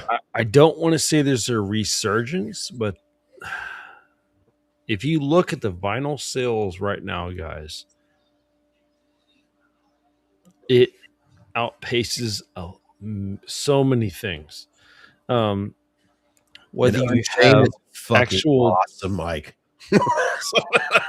whether you have true artists that are offering that, or whether you have artists that are just now recognizing that, hey, this is popular, let's do this, and they're stamping out the vinyls. Whatever you want to pursue that as, I pursue all avenues of media. Okay, I understand that people think digital is most convenient. Do what you need to do to get the new music. That being said, let me plug the new Sam Barber record. Get it. Get it now. Just do it. But that being said, vinyl, to those that know, it's just a whole different experience. If you want to experience your music and if you want to feel involved, then you need to start looking into vinyl. I don't care what gram you get it at. I Yeah, don't care. I don't care what you do to get associated with it. Look into vinyl because it's a whole different experience. You get your vinyl record, whatever gram it's at. You get literal like photographs that you can look at. You get slip sheets. You get so many protective covers. It's a whole experience, and it's something that you initially own. If there's one thing you guys know from Medias in the Man Cave, is that physical media. We are fans of physical things we can reach out and touch. Whether you want to, whether that be a mask, whether that be a on a you know a guitar that's on a screen, whether it be a vinyl record, whatever you feel, you can go there and you can touch it and know that it's yours. Yeah, it's funny. Physical media will never have a replacement. I don't care what any of you say. I don't care what any of you say. As Chris, Digital media, anything like that. I'm gonna let Scott take over. no, as Chris is saying that, I just can't help but think exactly what you're saying. And I'm reading what Mike. Can we talk about physical media also, please? Chris is saying these things, which obviously you guys are, and I'm just listening and I'm just looking at my own screen. He says mask and music. I'm like, okay, masks, guitar, and DVDs from the house that the Michael Myers house that he got. I'm like, that's all physical right there. Yeah. um, There's no replacement for that. No, yes, it's and there's something just owning it. Yeah. But Chris, please continue going. And Mike, as Chris is continuing what he's talking about here, what physical media is coming into heart to you right now, Mike? I will never go against the physical media train because I think that should be on its path to resurgence. If you guys go back to our older episodes where we dive into, I don't know, like vinyl records, CD stores, any of the brick and mortar stations that we used to go to, that we used to inhabit, you would go in there, for search of one record, and you would, I don't know, maybe bump into a guy that would say, what's up, man? What are you looking for? And you would say, man, I'm looking for the newest DMX record. And they would say, oh, fuck yeah, fuck yeah. And there would be I don't know, maybe three down in the F section. They would say, have you heard the new, I don't know, whatever starts with that record?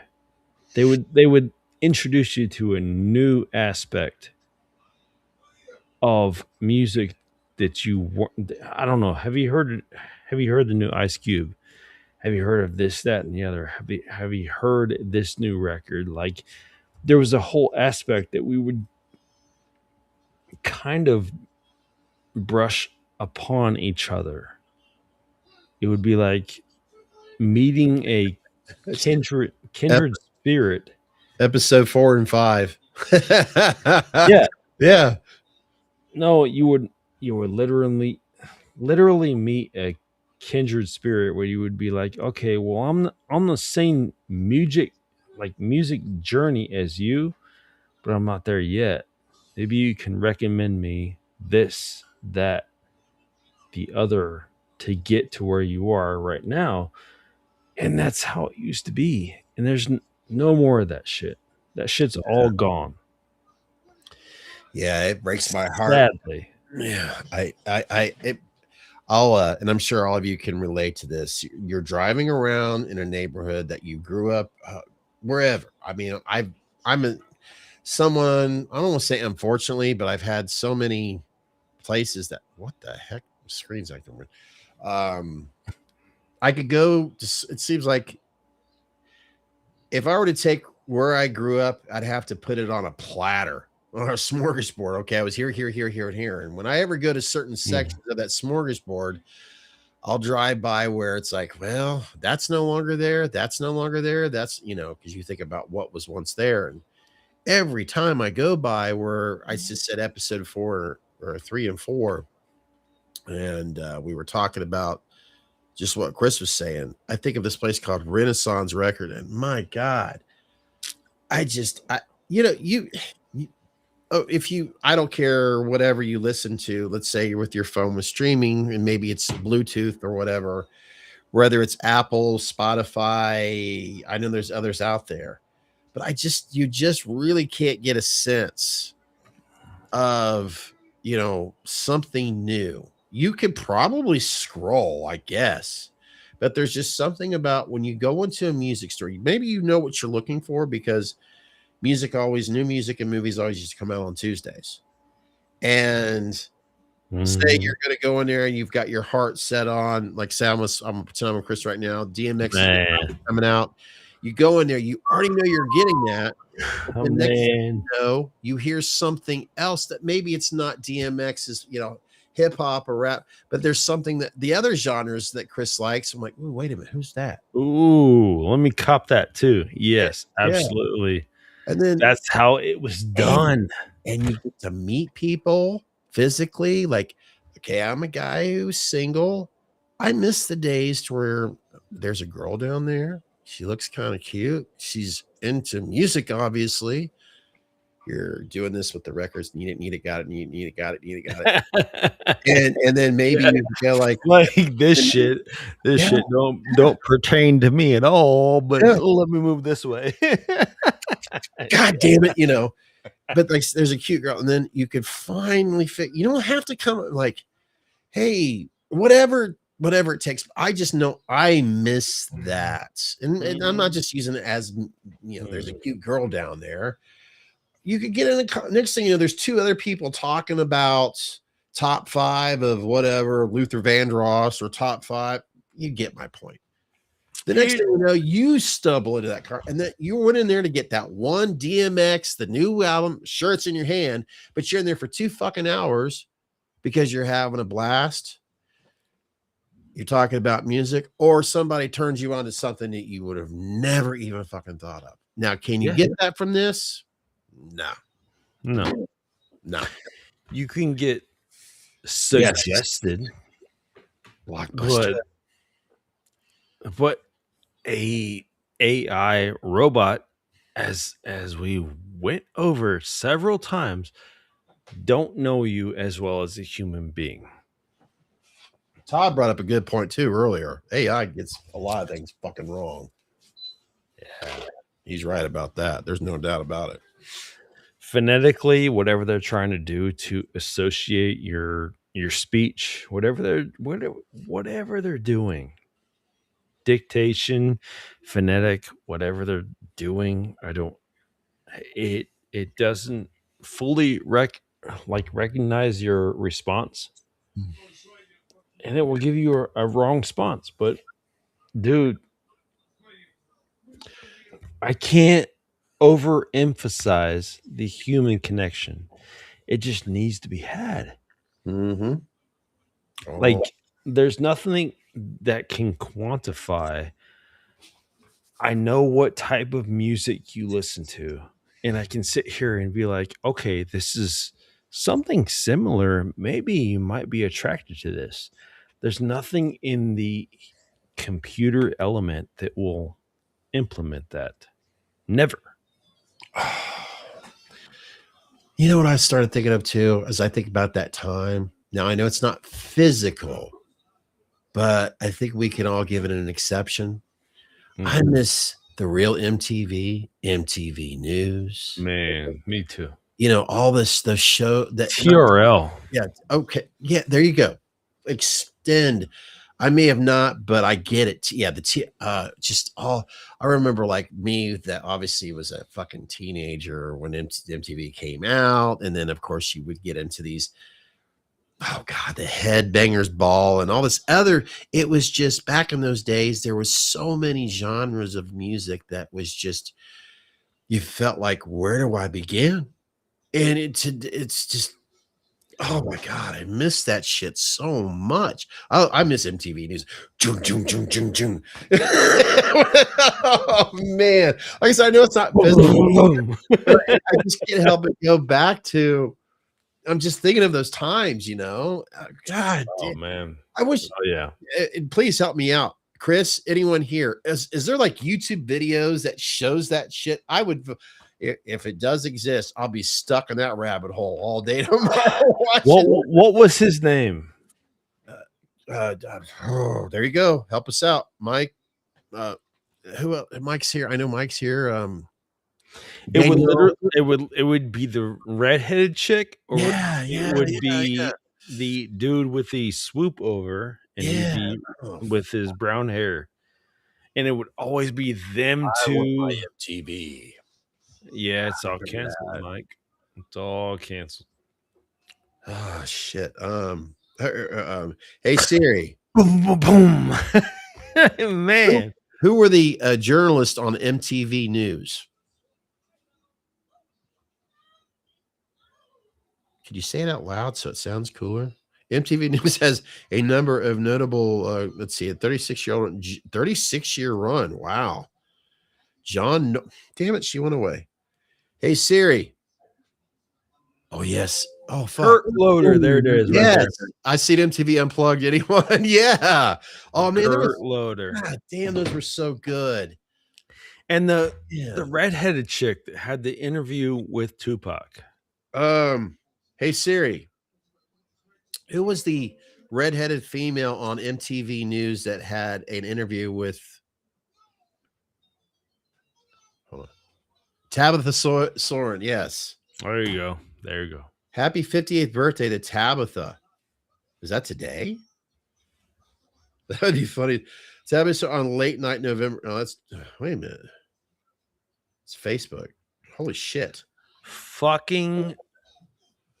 That's not going to do any good. I probably could put it on the computer. Happy 50th to that was August August 19th. So she's got Tabitha Soren.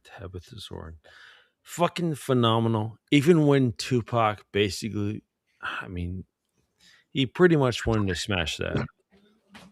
What? I mean, VH1.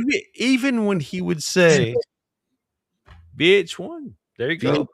VH1. What about behind the music? Oh my god. Oh yeah. Yeah, now I know we could catch those on YouTube. There's always those clips.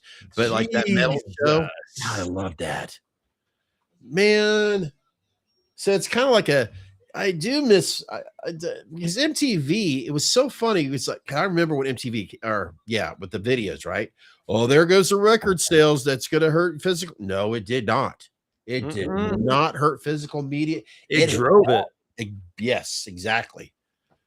And who the fuck owns the rights to that? It's almost like Friday the 13th. Get your shit together because there's there's money. It's just boom, boom.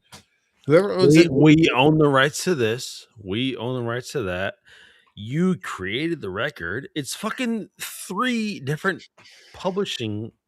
Oh man, fuck. And okay. Chris talked about back into the physical media. Here's a good example of why you should own physical media, and I guarantee you all know this for a fact. Chris could tell you right now. Okay, I'm going to bring up the television series that was on for 10 years that obviously his girls love it, Friends. What are the benefits of having the Friends all 10 seasons, 10 years on physical media compared to streaming it on HBO Max? If I'm honest, I will watch the DVDs now.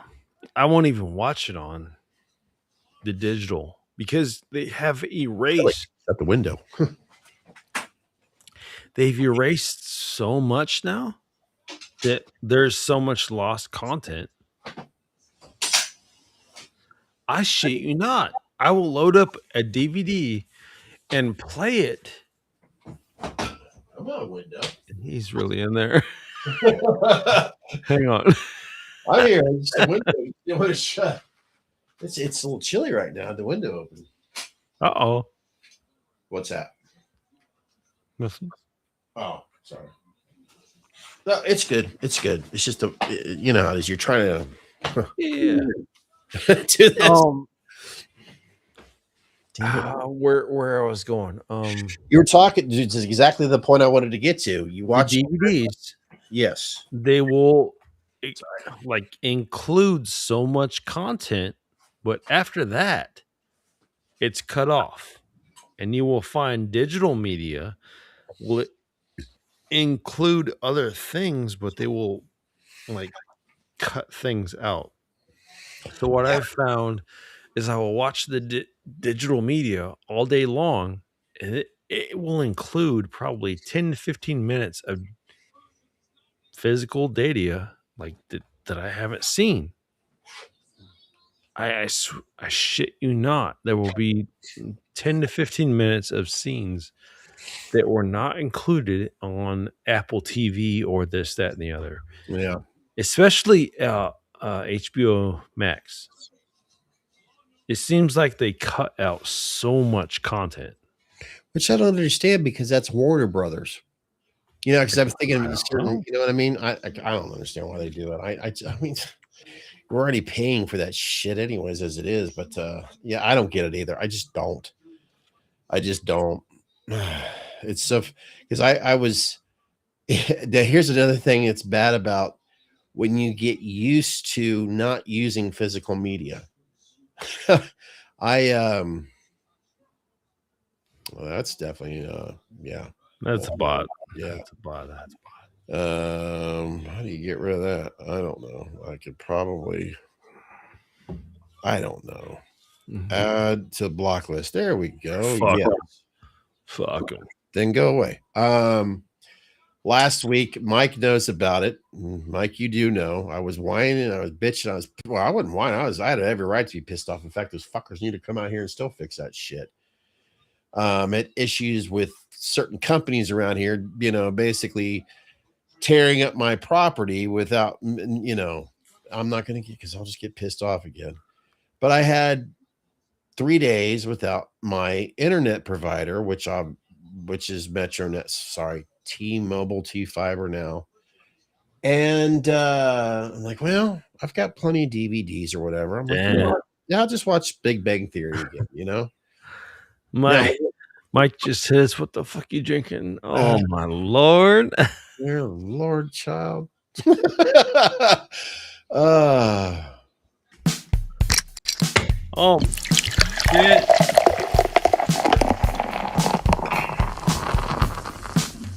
what the fuck you drinking? God damn! Body God, control. It's 9:00. Yep. God If you're coming damn! up here, you're gonna have to get adjusted to the Eastern time zone, if you know what I'm saying. But anyways, my point of it is, I realize another reason why I have been gaining weight is because I don't get up to physically take care of those television programs like I used to. But I will admit I'm lazy with the streaming services when it comes to watching my television programs and YouTube and et cetera, et cetera. But if I was told that's all going away tomorrow, I'd get used to it. I'd miss YouTube, obviously. Well, not just because let's pretend we're not even recording this on YouTube. But I would miss that. But I'd get used to going back to the days of getting up off of my ass, putting the DVD in or the Blu-ray. How my son still does it, so kudos to him. But that means if they're going to take it away, then damn it, bring back Blockbuster, bring back the record stores, which they still technically exist. But that's never going to happen. They'll take, they certainly won't give, right? But wait a minute, did Chris fall asleep on me? Or did he just grab? Well, he's not. You know what? I'm guilty. You guys, Mike, I'm guilty of going up and going to the what, which I'm surprised I haven't done that yet. But yes, Mike, you asked for more physical media. We talked about Blockbuster. We talked about record stores, which, of course, let's face it.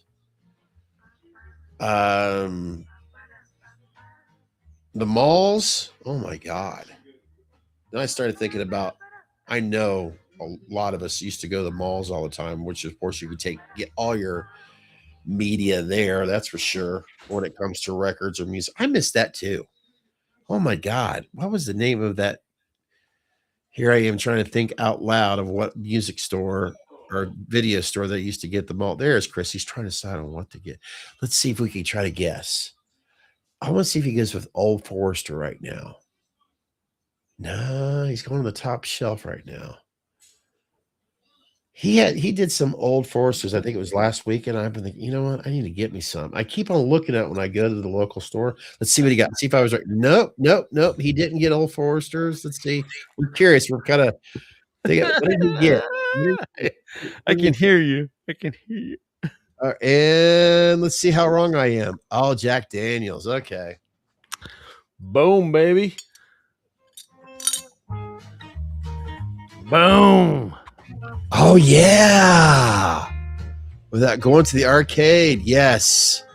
That's a good one to bring up. Jack Daniels. Okay.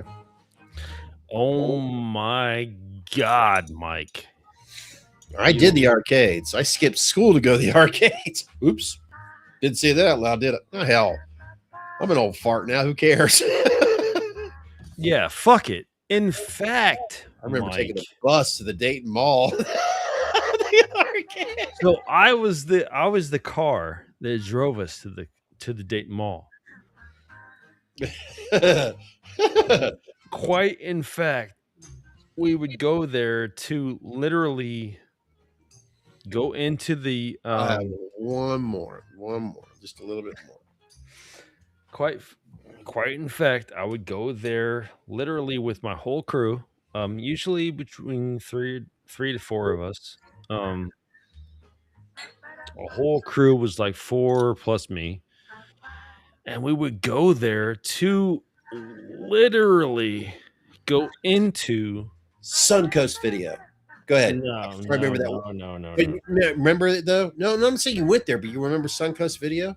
Absolutely, Okay. I fucking love Okay, so keep on arcade. Okay, I was trying to remember the name of that video store there. Go Yeah, ahead. yeah, yeah, no. So literally, we would go into that arcade and we would literally hit up the entire uh, arcade platform, see who wanted to engage in the contact. We were actually the kids. We were the nerds that we brought our entire analog joysticks. We brought the entire fucking joysticks. Me and the kids I used to roll with, like, we brought the whole entire thing. We used to roll around to Wright State, UD. We used to roll around to all the college campuses as well as the actual arcade, the Dayton Mall, this, that, and the other.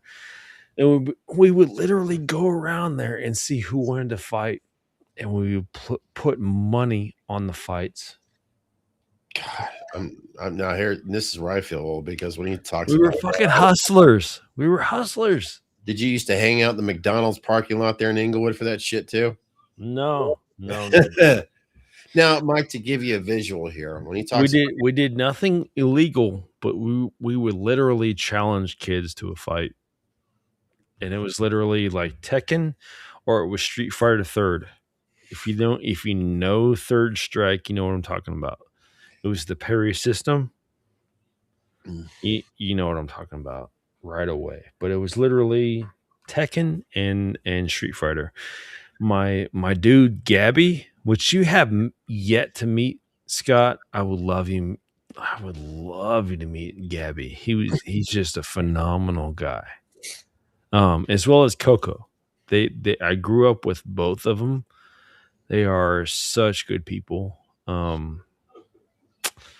They've went opposite ways in life, but dude, if they ever wanted to come out and hang out, you would love them instantly. They're full of Filipinos, um, which I'm sure we covered on our live streams or whatnot.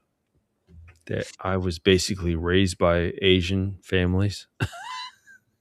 Essentially, I was the token white boy. I was thinking of a jerk when you said that. Sorry, the movie Honestly, Jerk. honestly, some of the greatest uh Thanksgivings I've ever had were in Filipino households. God, and you cannot leave unless you eat. They consider a disrespect if you leave without eating. So that's some of the greatest food you will ever meet. I was gonna say, Um, I'm part Asian myself. I was gonna say, you look at me, you could probably tell I wouldn't leave the house very early. So, um, Beautiful, beautiful people. Beautiful people. Cannot say enough good. Filipino are fucking beautiful, beautiful people. no, like we had Uh, this same thing with pizza places here too back in the day with that. So, just to give you a concept, I think that was common everywhere in the U.S. You know, the pizza places and the games and all that. So, like the Pizza Huts and the Noble Romans and all. sure. Yeah. The mall had yeah. So yeah, just to elaborate what Mike was saying. That's part of my shtick, I guess. When we talk about like cars and things like that, I'm naturally drawn to the import scene. That's just where I'm at. Um, I love imports. I love Asian people. That's I just got to be honest right now, right? Okay, I grew up with the muscle cars when I was a teenager, but I that's was the white dude, you're the and side of your times. literally growing up, that's all I knew was Asian people, black people. I was always the token white dude. That's me. That's growing up. I've earned a whole new respect.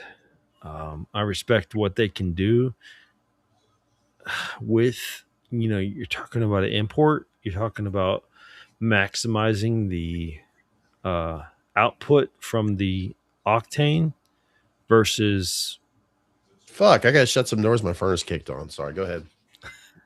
I'm not gonna have that furnace kick on with my doors open. Sorry, go ahead. no, it's about maximizing the output. It's about recognizing that you don't need to use that much fuel to gain that much horsepower. So I've always respected that output. It's like I don't know, Bruce Lee versus Chuck Norris. Chuck Norris obviously had the bigger physique, but in a battle, who would win, Bruce Lee or Chuck Norris? Damn, it is kind of chilly in here. If we did, you just got to respect certain things. So I grew up with that aspect. If anybody can respect that, I do have a high respect for muscle cars. I always will. I love the body work that comes with a muscle car.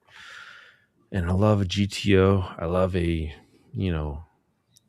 67, a 68 fucking Camaro. I love the metal work that happened. Holy shit. They were almost like artists.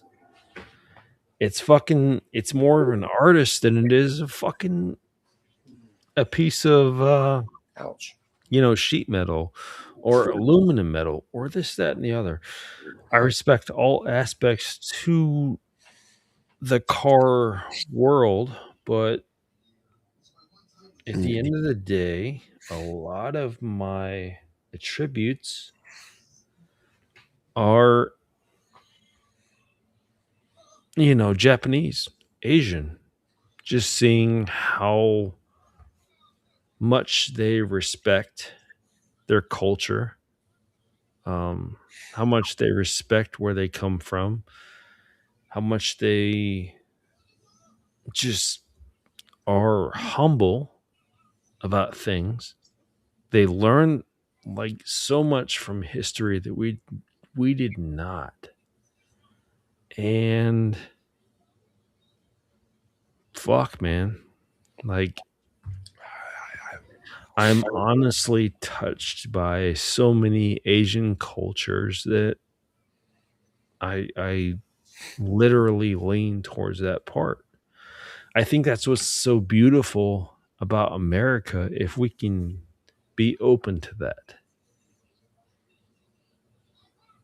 I think America can be so beautiful if it wants to be.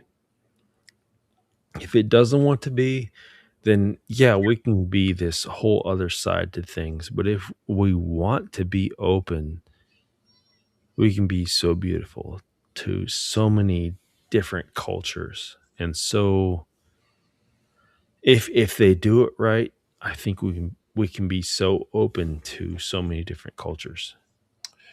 Well, we'd have to go back to our old ways of like, say, for an example, what you're saying there, like the old school liberals, they were all about exactly what you're saying there, about being more open to, we should be open to all mankind. When I don't give a shit where you come from, your nationality, your race. We should all appreciate and love one another. And I don't give a shit what your race is.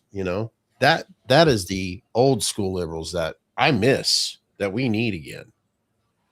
And but I don't want to try to go there too much. But that I mean, that's what we should be as human beings. Fuck the whole liberal thing. That's how we should be as human beings. Period.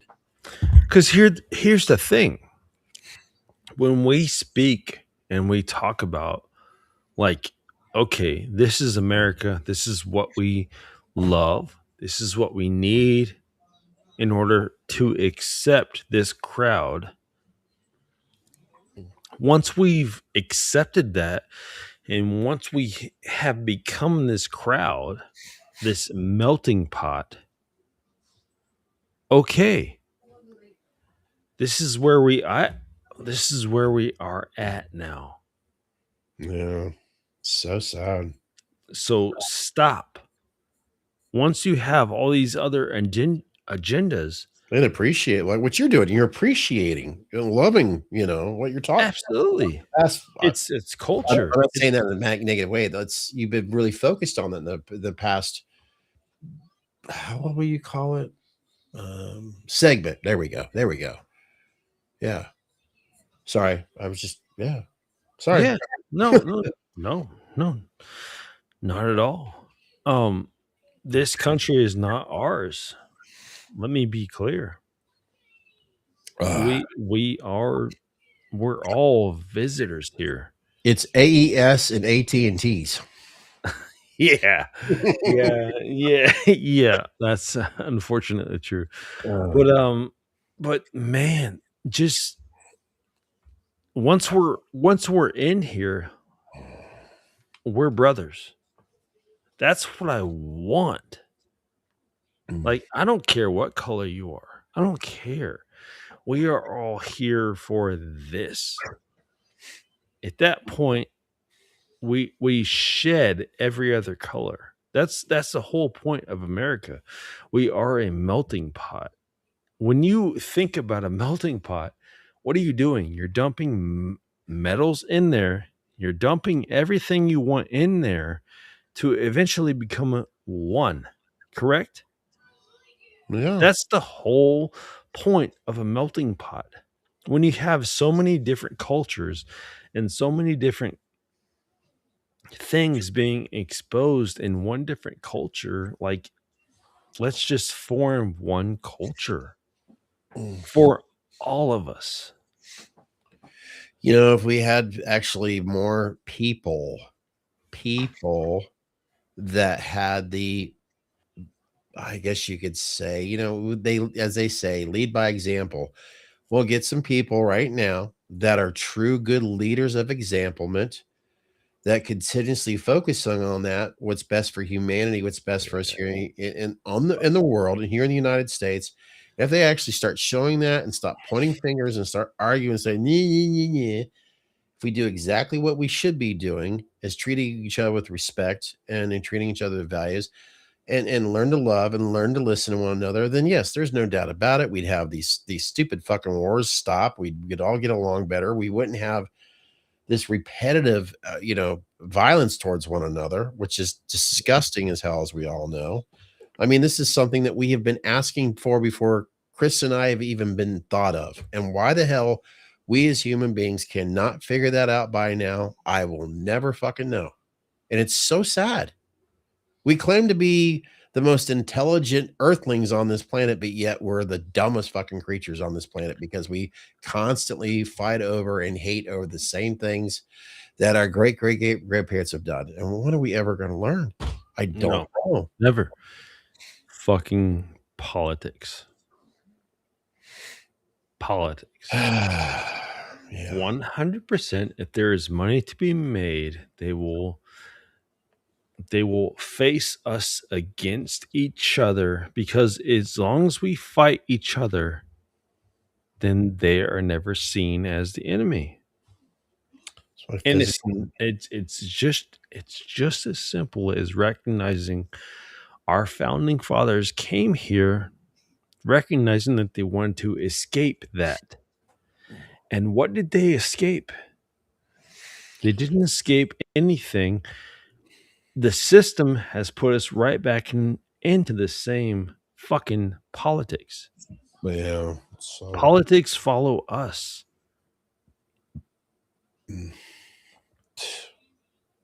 We're never gonna escape it until we recognize that you're building a total society based on something that fails.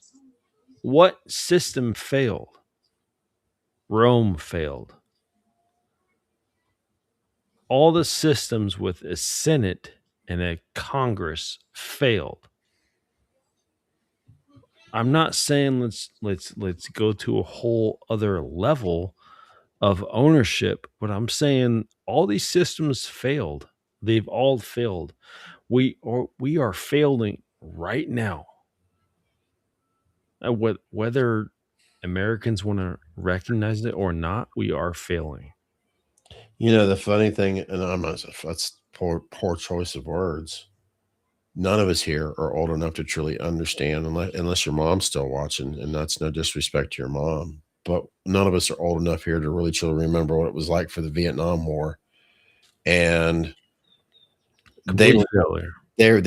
yeah, obviously any war is a failure as far as I'm concerned.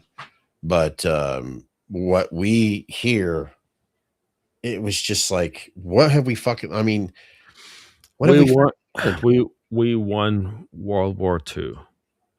That's it. Yeah, yeah. I mean, you're right. Yes, I'm. There's the yeah, That's it. yeah. We've not won any other war. We've Uh, only been the most dominant.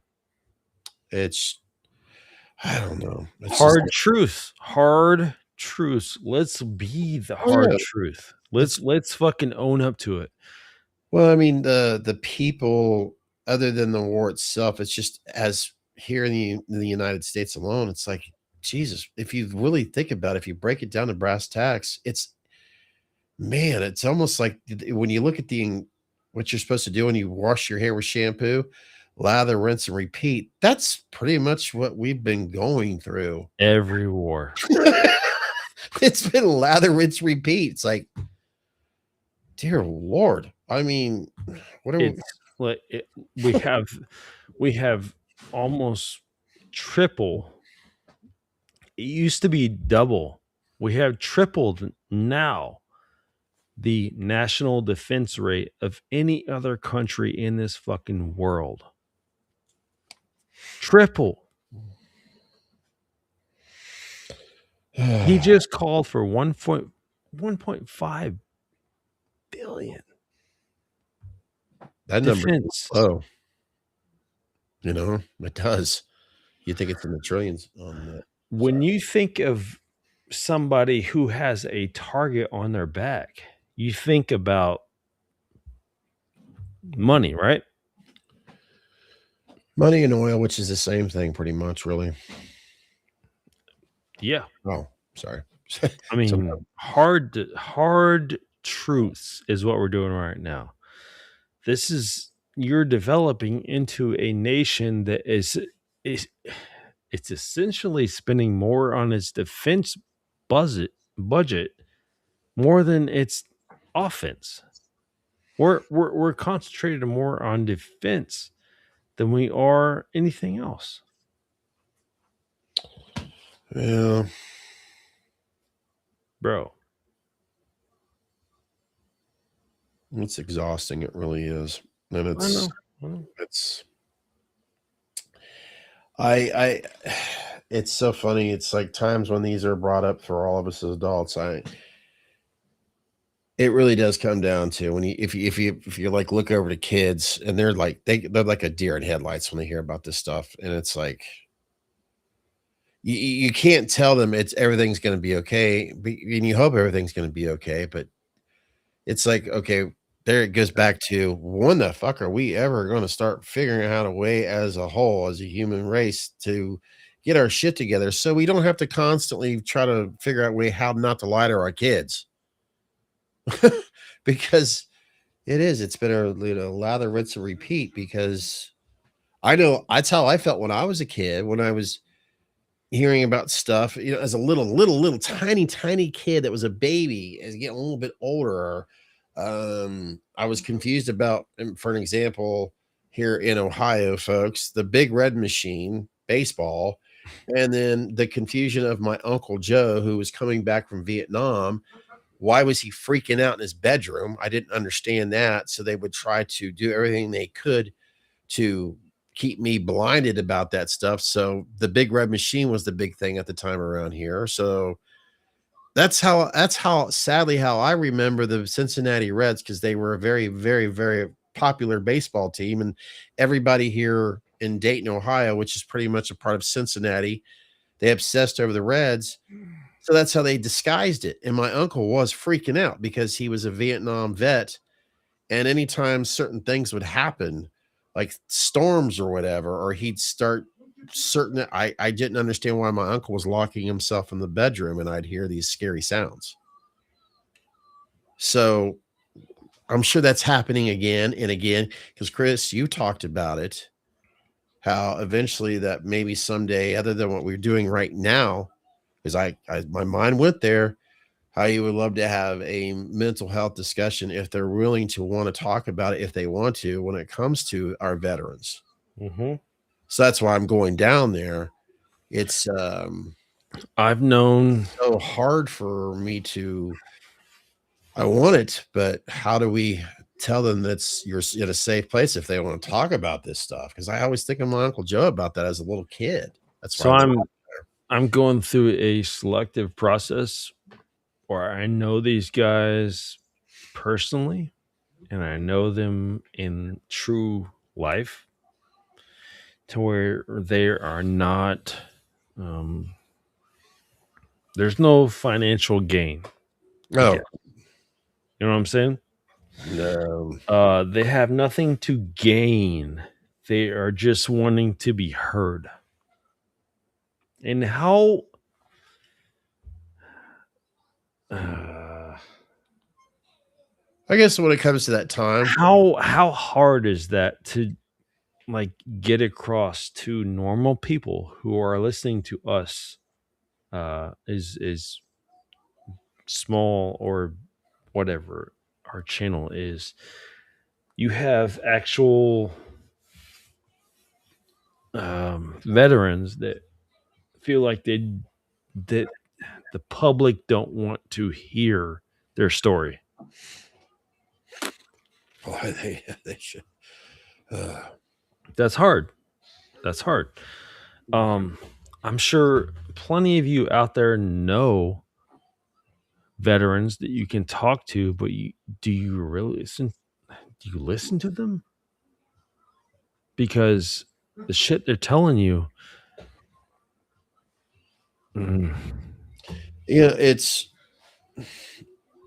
okay. it's dangerous. It's dangerous. I understand that. But I want to shed a light on that. I really do. And and Chris, I want to add to what you're talking about. And some of them, I mean, everybody has their own story. They all have had their own experiences. When I was talking about my Uncle Joe, uh, for years and years and years and years, I was told the reason why he didn't drive is because he just didn't do well with it. It has a lot to do with the fact that the reason why he does, and I'm not going to, you guys can figure it out on your own because it's just too dramatic. But he doesn't drive anymore because something terrible happened with him over at Vietnam while he was driving a Jeep. And if Mhm. you come back from Vietnam, okay, you're here in the US, you go off to a war, and then you come back and you don't drive anymore. That's I heard a little bit about it, and I'm like, That oh was wow. that was part of. So I was talking about it Really earlier. bad what happened. The Earl, the man my mother was associated with at that point. Mhm. Not my actual stepfather, but that was the man that was in my home at that point. Same shit, dude. He was actually a helicopter pilot in Vietnam. Mm. The shit we had to deal with that was literally down to his socks had to be folded a certain way so that the elastic wouldn't spread out. Yeah. Like the mental strain that was put on that is astounding, dude. He was such uh, um, a closet case. Like he wanted to be just in his own little world, and nothing can bother him from there. That was the type of shit that kind of formed me growing up. And said I was goes back. A lot of those guys coming over from Vietnam were just mistreated and just God. I What mean, day? born on the 4th of July. You ever seen that movie? Oh yeah, I've seen it. Oh yeah, oh yeah. Absolutely. It's Uh, there was ironically back in the 80s, there was some incredible movies that were well, we've had some directors that were in Vietnam that created oh dear Lord, I'm trying to think of his name right now with but yeah, there were some films that were created about the Vietnam War alone. Even before the 80s, I should be careful about that. But dear Lord, the Apocalypse Now, and then oh my God, it's why were we? Why? Why were we there? Why? No one has any explanation. you know, I can't help but say this. I know this isn't when you said that, I just couldn't help that asshole was not I don't know why he was the way he was, but my stepfather's situation was not a war veteran. But I had to go through some That's shit. why we. That's why we draw so many similarities. Yeah.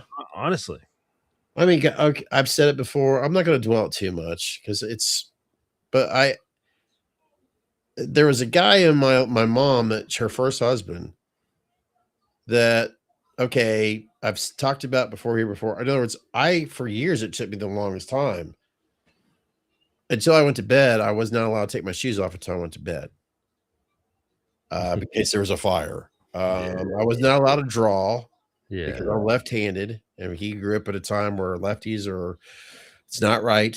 Faggots. I got hit all the time if I put my elbows on the table. I was supposed to eat with my right hand. Just this little stuff, and I can go on and on and on. But I still have these little remnants of when you talk about this sort of stuff. It's like, man, I still wish I could meet that motherfucker in a dark alley. But You say little remnants, but they have ballooned so much that they affect your actual like how you deal with the outside world now. That's yeah, how profound it is. Because I can I'm I'm a I'm a fucking asshole, okay? I'm only going to bring that out now because I know that's a part of you. Because it's part of me. I believe me, it's in all honesty, it's easier to say this stuff now than it was years ago. You know what I mean? Because I was embarrassed about that shit. I really was. I mean, I was also embarrassed for so many years that we got kicked out of apartments because we were evicted from him and all that shit. Because I used to, I was more angry at him for trying to almost, well, being very violent towards my mom, seeing some of the stuff that he did to her because she caught him cheating, all this other stuff. And wanting so desperate, like guys, you think about if you're running, those nightmares that you're having and you're trying to run and you can't get away from that monster. I swear to God, I felt like Nope. that with him in real life. Don't It always felt that way. It was weird. do not You're in censor mud, it. you can't get your feet out of the ground and all that. Do not censor it. Get it out. But I've only learned that recently with my mom. Because I think she's blocked out certain aspects yeah, of things, and totally understandable. my I'm not going to look at it like her sisters do. Her sisters look at it in a different light. Like, why didn't you help me? And it's like I'm looking at it at an adult, at a grown up light to where love is blind. You're blinded by love in so many aspects. Like, let's be real about things. You didn't see this. Let me show you. Let me shine a light on what I was experiencing as a kid. yeah, Nothing is seen until a light is shown upon it. So let's build from there. My sisters have chose to go another route with things, to where mom was blind. Mom didn't recognize this. It's not that simple. Nothing in life is simple. Like, she thought she was doing what she could do at that point, giving what she was given at that point. Yeah. Until you've been in that point in your life, you can't fucking talk about it. So you got to give respect. No, you can only watch it on a streaming service, unfortunately, because that's certainly what they do a lot of documentaries on, Netflix. Yeah. Same shit that some of the people go through. Yeah. I can't help but bring it up. He's my half brother, obviously my mom and that guy, that asshole. They had a kid, my brother, him and I have never been close. He's 10 years younger than me. Ironically, his birthday is, he'll be turning 46 April 13th. Damn. And he lives in Chicago. Like I said, we've never been close. When he was younger, he actually stayed with his dad most of the time. He was, but anyways, my brother, I could tell even when he was young that he was gay. You could just tell he had a very flamboyant personality, physically, whatever. Just sum it up. Let's just put it this way. I can remember when we were in Lake Erie, my mom, myself, as I say, real dad and his kids were up at Lake Erie. And in fact, I'm wearing a Van Halen t-shirt, right? I wish I still had that t-shirt, right? And they're taking photos and all that. And my brother is up on these rocks on Lake Erie having a very flamboyant pose about himself. Well, I'm like, I could tell. And it's so funny because when my brother came out of the closet, my mom was like, no. Now, to catch up real quick, she loves her son to death.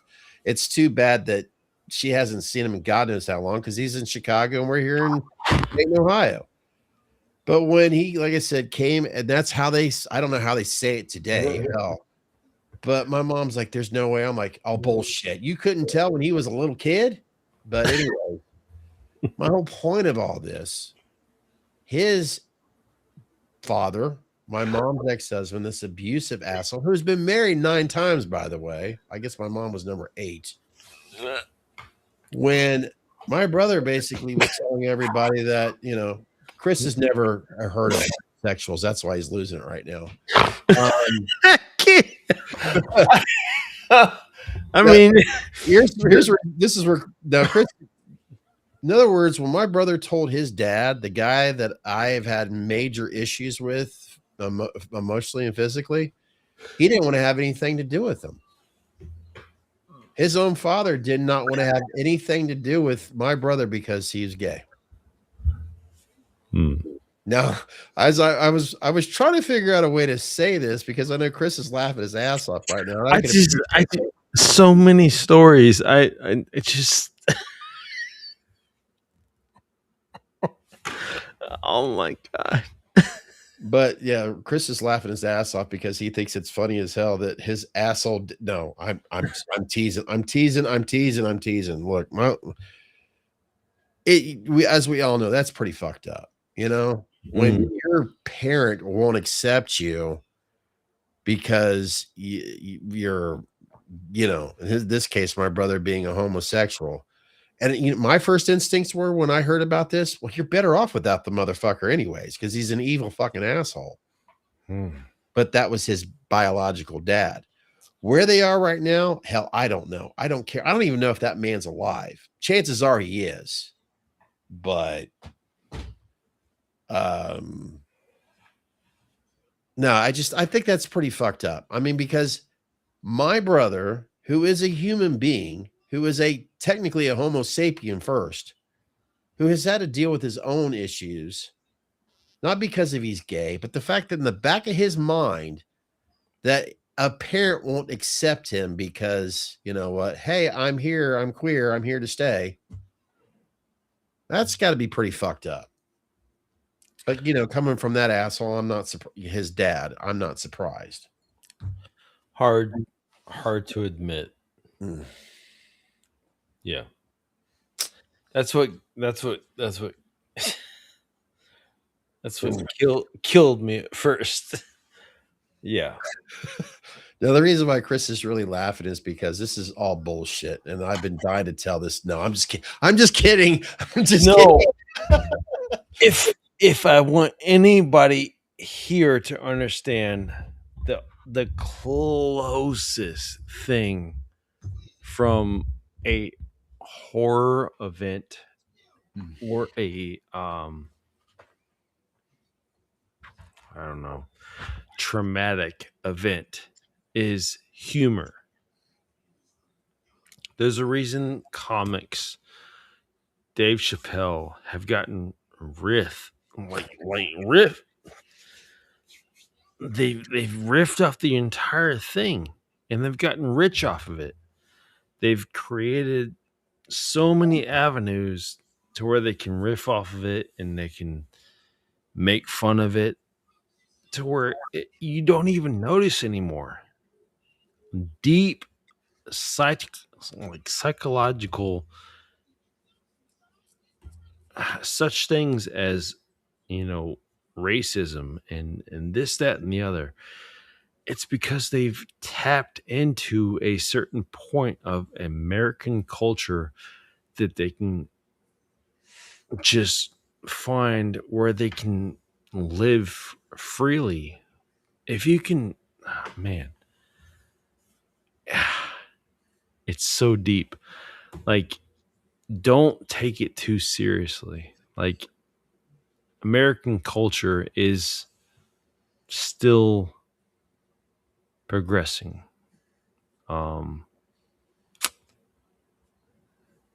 Be okay with yourself. I don't. You should tell real quick, Chris. Tell Mike that this is tea. He says we're all. Yeah.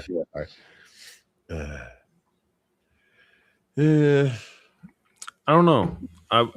I've seen billions run through Dave Chappelle's hands. 9 times out of 10, he's talking about racism. Oh God, yeah. Do the math. Do the fucking math. Maybe drunk, if you want to classify it as that, is the key to recognizing that we don't need to be held within social constructs, brother. Know what I'm saying? I don't know if you're referring to Mike or. Yeah, I'm referring to Mike right now. So that's what I thought.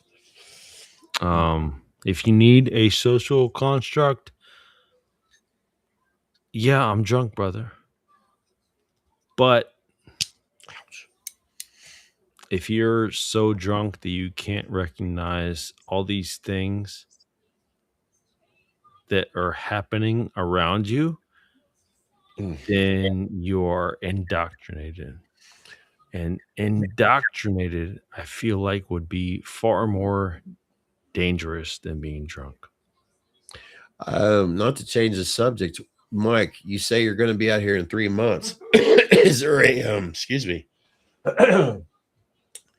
Do you have a actual plan of where you're going to be here in 3 months? Did you find? You don't have to say where, just for, you know, privacy reasons. Because I know we're getting 1 billion views right now, but still, let's think ahead here before you answer.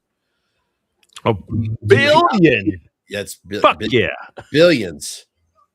He's hey, going to be living with you, Chris. Hey, Mike, my dude. He says, I'm with you, Chris. He means he's going to live with you in 3 months. Hell yeah. Fuck yeah. We doing this shit. Finally get a fucking escalator out there then. Yes. Let me know where you want to party, and we're gonna party, and we're gonna show the whole fucking world, Mike. Okay. Well, you've heard his trash So so don't go there.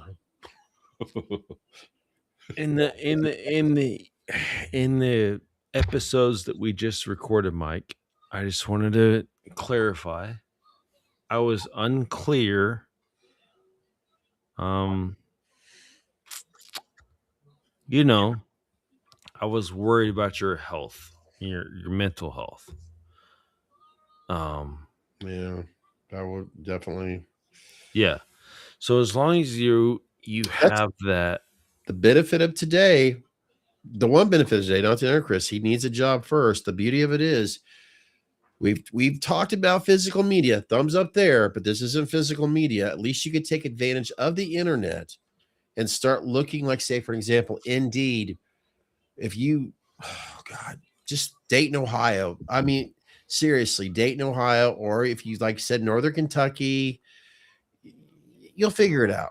But I would do something like MD, use the internet, get your resume out there to look around here to break it down to what you're looking for. I think that's a good way of doing it. yeah. You're not good, but you're trying. You know what? That's all you can do right now. You know, just keep on trying.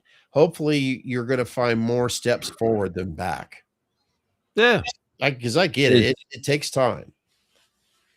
And man, it's I'm trying to put myself in your shoes. It may be exciting taking this step. Absolutely. And if you're taking this step and you're exciting, we only want to build upon that. So man, there are jobs here. There are jobs here. So. Yeah. If we can build upon that, just let us know. And we are obviously I mean, that'd be awesome if we could hang out. Speaking of jobs, Monday morning, I got to be really cautious. Not a Buc-ee's. We've all heard enough about Buc-ee's, right? There's a brand new Buc-ee's that's opening basically in my zip code. I'm still, and I've got to travel past this Buc-ee's for at least 2 days. And the highway patrol, the Ohio State Highway Patrolmen are preparing for basically directing traffic off of a major interstate, I-70, that runs through a good portion of this country. Wow. And there's shit, I got to deal with that possible shit just trying to get to Columbus over a fucking Buc-ee's. I'm still trying to get used to job available at Buc-ee's, Mike.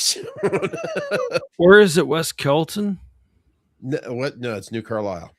New Carlisle. Yeah, West Kelton's south of us. Okay, so New Carlisle. It's technically, New Carlisle, I'm still trying to get used to that location when I travel. So fuck me. Okay. Yep, just basically think of when you were in Heber Heights, just go east. I guess it's the Heber Heights zip code. It doesn't matter. It's basically right there. I'm just talking shit, but I swear to God, they pay people to like show up and park there. Well, considering how it works, I swear to God, like, what are you doing? You're essentially going to Walmart. What is happening? With 120 gas pumps. Get in, get your gas, and get the fuck out. What are you doing in there? And they're paying the goddamn one of the general managers there 6 figures. Man, you bet. Welcome to Bushes. Yeah. What can I help you with the Bushes? I mean, I know it's been popular down south, like in Texas and other locations. I'm not exactly sure, but can I get you some Bushes? Hey, I like Bush's baked beans, damn it. It's good shit, especially the barbecue flavor. Welcome to Bushes. They're fucking driving me nuts. You know what's pretty sad? At least you better do a better job of caring about talking to that microphone, because you got some of these people like, what the fuck did you just say to me? You know, like me, like me. no, it's like I don't know. I'm thankful that's every once in a while it does sound like a goddamn cartoon. You go through a drive-through. What? Fuck you! I'm going to the other place. Fix your goddamn microphone, Mike. I can't. Is that piles of shit that you just text? I don't know. That's what I want. That's what I want to know. Is that beaver shit? What is that? Remember, I'm an old dude. I can't. There's right now the screen's like this big. Mike, I need to Oh, know. our beavers. Okay. I thought there were 3 piles of shit. Mike, is that for real? Like, brother, we got you 100% if you're here, but I want to be transparent. It's I want to be transparent. If you are not 100%, Still got Caddyshack stuck in my. just let us know. Okay, it's not a big deal. It's not a big deal. But if you are 100%, you want some change in your life, let's do this fucking thing. Okay, we are here for you, and we will absolutely make it a segment and segue. How do I say that? You just said it. The segue. Yeah, we want you to be comfortable, but man, that is a big life change, and we want you to be aware. Are you driving or flying this way? Not that it really matters, but maybe it does. I don't know. It just popped into my head. Shit, from what I'm hearing, airline prices are. No bullshit. No bullshit. No bullshit. I will take you for your word right here, right now. Well, at least you got a general. I mean, serious. When we were Okay. talking about the, last week about the general prices around here, at least you got a general idea. But like you said, yes, of course you got to find a job driving. Okay. Okay. You don't like well, you already know the cost of living here is more affordable. You got that. You What the tell fuck happened? us where to meet you. Something happened. Sorry. What's that guy? I don't. It's weird because I'm like, I know he's still here. Maybe I got click happy.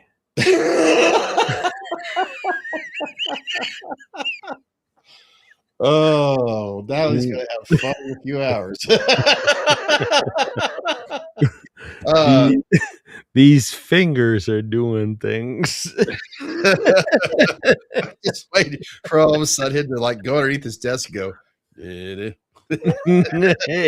shark. Able shark. You know what I'm talking about.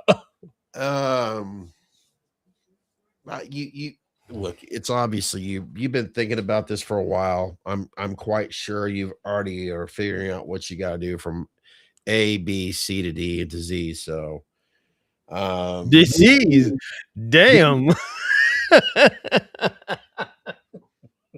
Huh? Did you say disease? A, B, C to Z to Z. Okay. Never mind.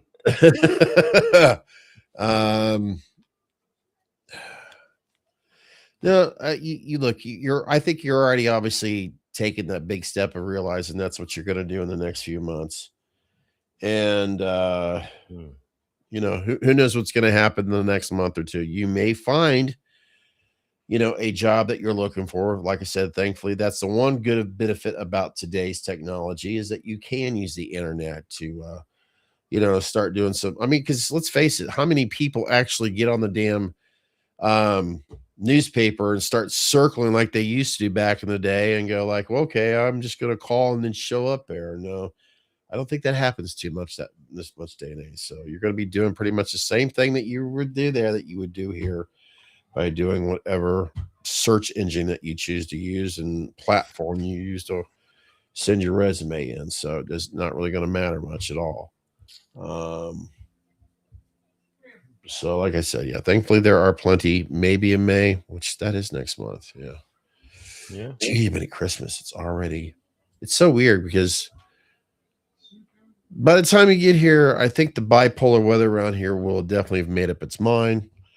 And it's actually starting to be more consistent now. But yeah, when we were sitting here talking earlier, I'm like, why the fuck is my furnace? And then I go out because right here I got all the lights and it's kind of warm. I go out there, it's fucking freezing outside this room. So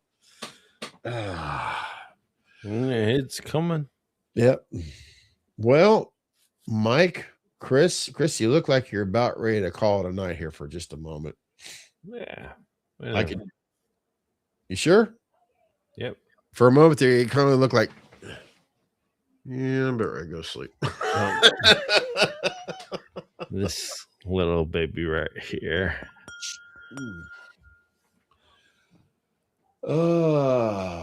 Wait, yeah, you did say.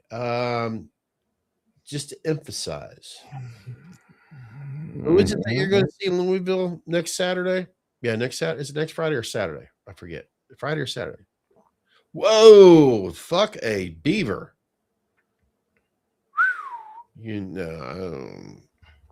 Okay. Damn, bro. That kind of just okay, let's see here. Okay. Hey Siri, what's the average price? Let me try this again. Ignore what I just said. I'll ask you again. Let me just save you the cost. Found this on the web for what's the average price. Okay, Check it out. 18 to 22. That's right. We did look that up. Wow. But still, depends on where you look. Damn. Fucking life sucks anymore. You know what? I'm just going to prepare for it now. Go ahead, U.S. Bank. Tell me my answer is going to go up here soon. Listen, Ohio is not the. It's not the Queen Elizabeth that's spreading her legs for you. You know what I'm saying? It is the queen that will accept your response. What Chris is trying to say, we don't have inventors here in Ohio like we used to. You buy a home here.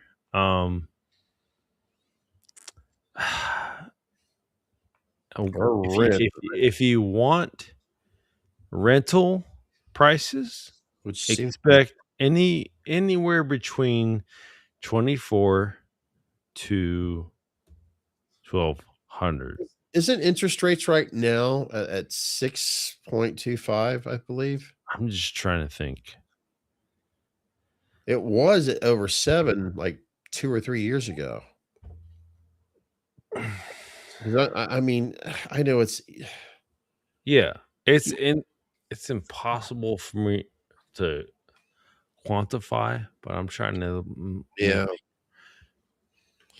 realistic aspects for you. Man. Yeah, I just can't help but think, obviously, finding a job first. That way you know where your budget's at and what you can afford and all that other shit. And where the fuck you're going to live, too. Yeah. You know? But,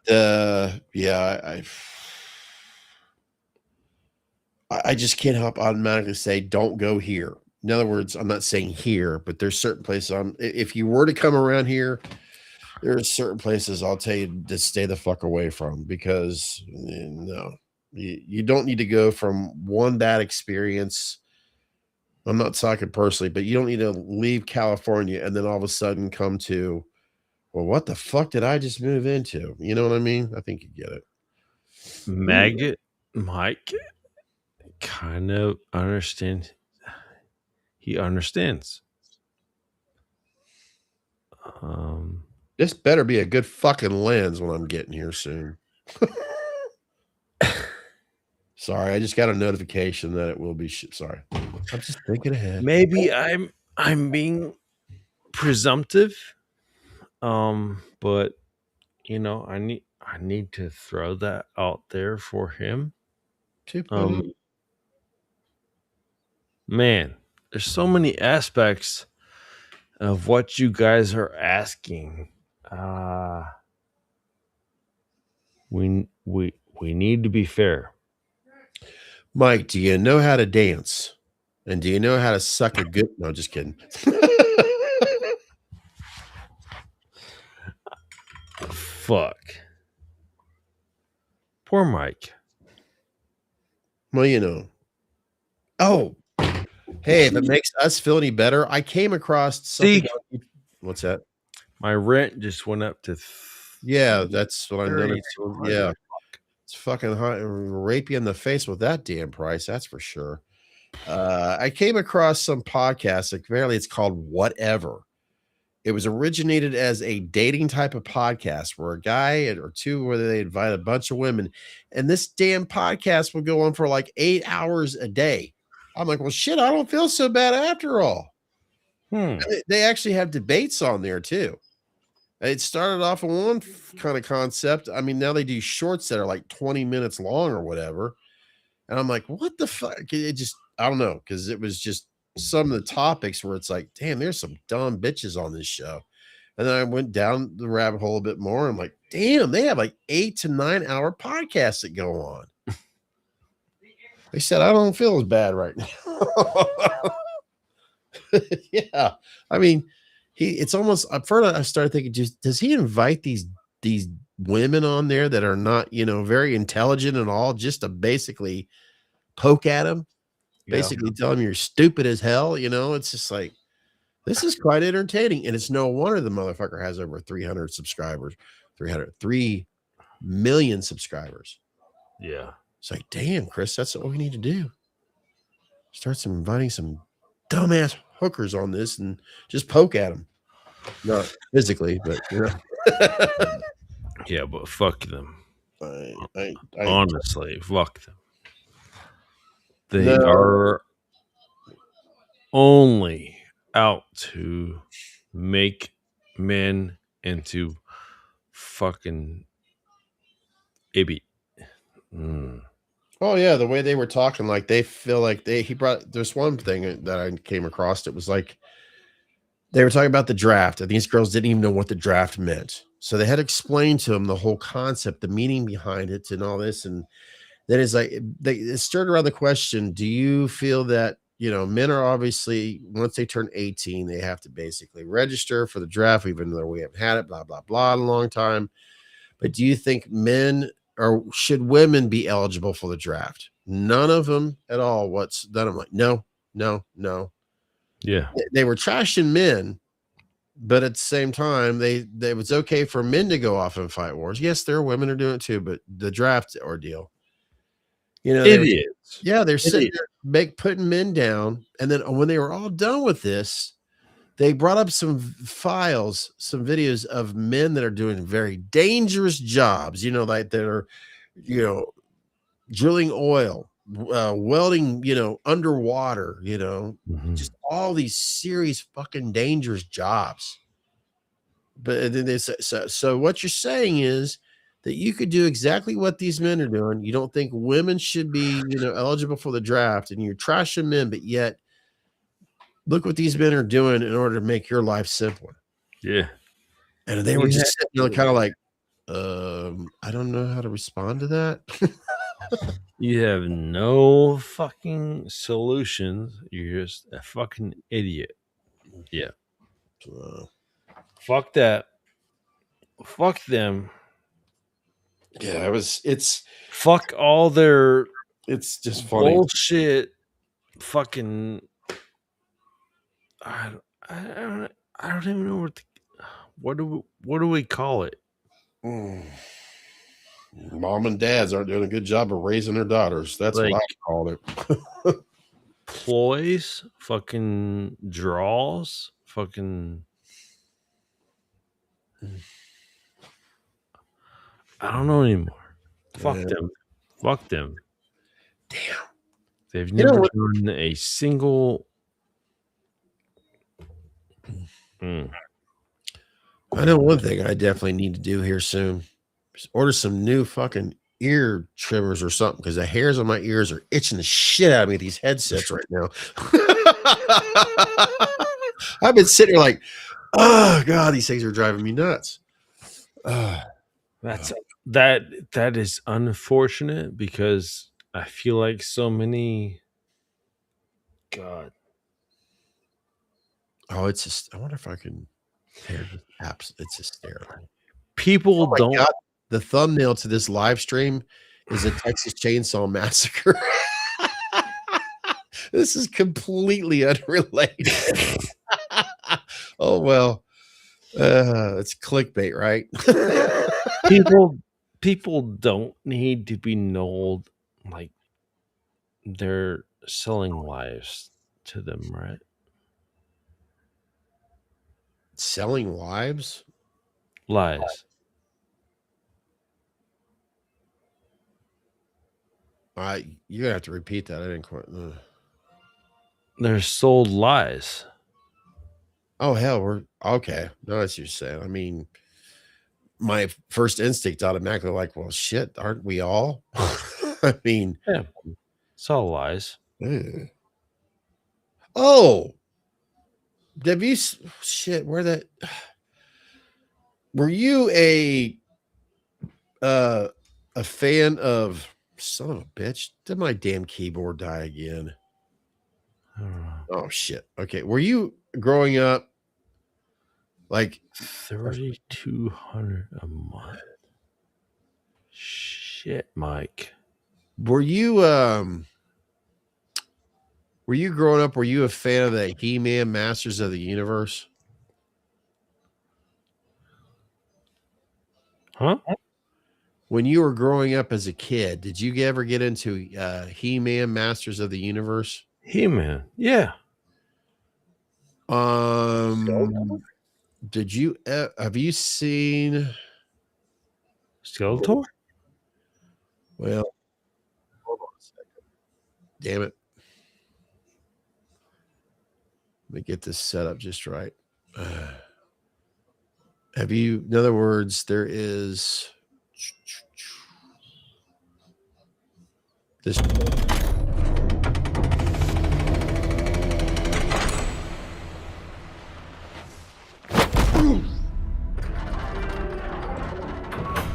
I know most of you don't remember me,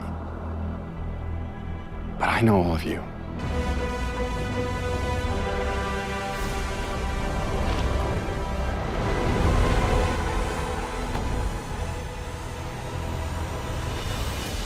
What? What? Even What? though I was stuck light years away on Earth, Oh my God. I never stopped trying to get back home. Everything changed since you left. It's all gone. Skeletor took my family. My God. Oh my God. Our world.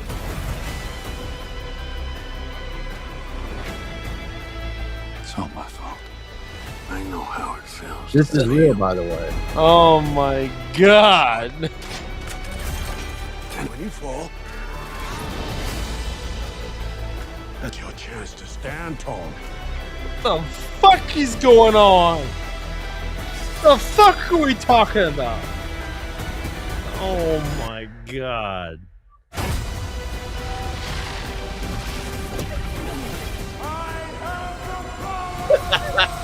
Turn this off. You're offended by the heat. I'm But actually offended. What are we talking about? there's a trailer for a He-Man that's coming Get the out. Stop the. Get. Oh my god! Holy shit! I thought we were.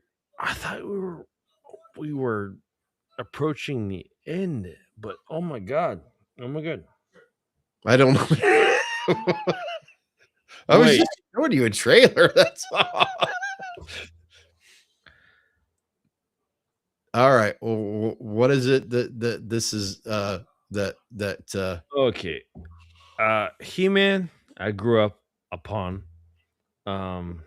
What? Sorry, there's some other trailer just got my Thundercats. Same. Dystopian. No. Wow. Skeletor? Are you fucking kidding me? What are you talking about right now? The whole plot is gone.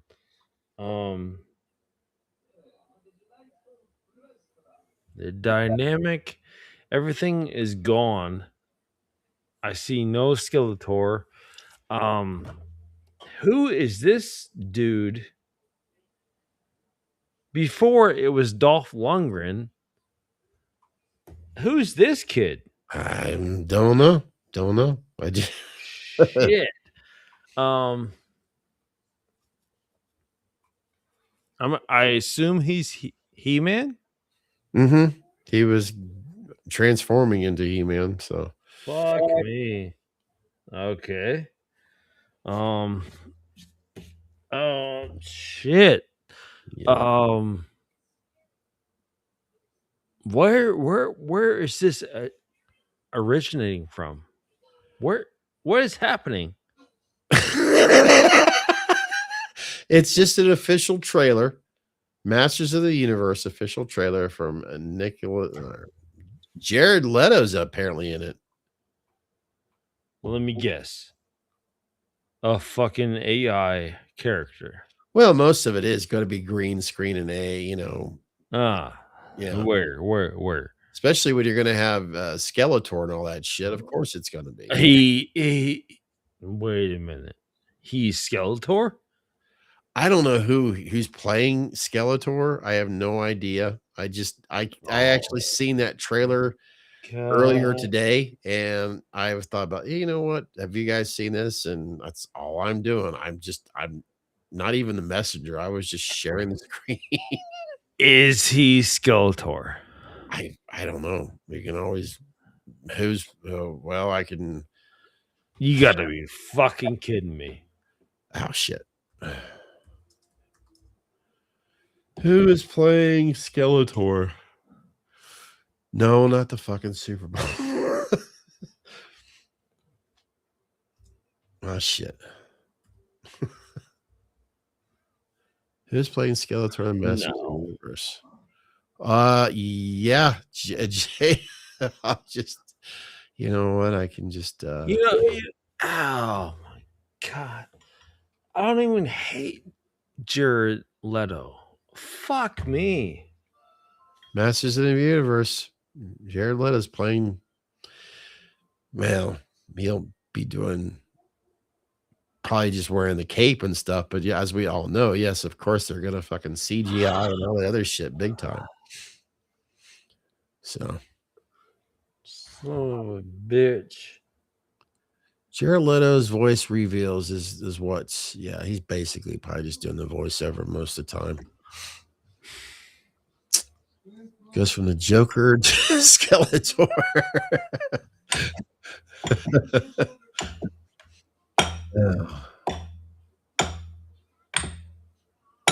Be careful.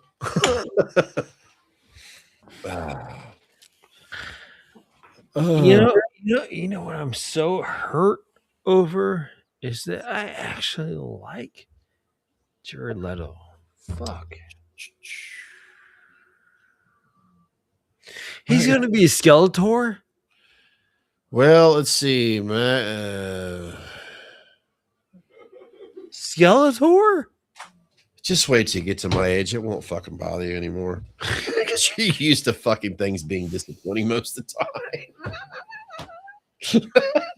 I'm sorry. I don't mean to be laughed, but I can honestly say, guys, I'm sorry. I'm just going to be brutally honest. This has all been, but the older you get, you find out most of the shit in your life is just like, yeah. So after a while, you just got to kind of let things, yeah, fuck it. I'm used to things being The fuck happened? it's just it's called LIVIN. Dude, I like Jared. This is what you do. Honestly. This is the best advice I could give you. Don't go fucking watch the movie and it won't fucking matter. Yes, it's Hollywood, boys. It's 30 Seconds to Mars. Oh fuck, come on. things just suck today. No, I'm gonna be honest. Most things just suck today. It's just how it is.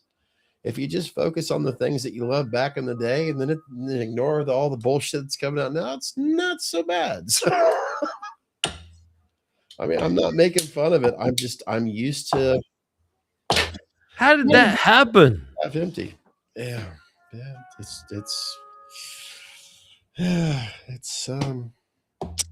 Damn it, man.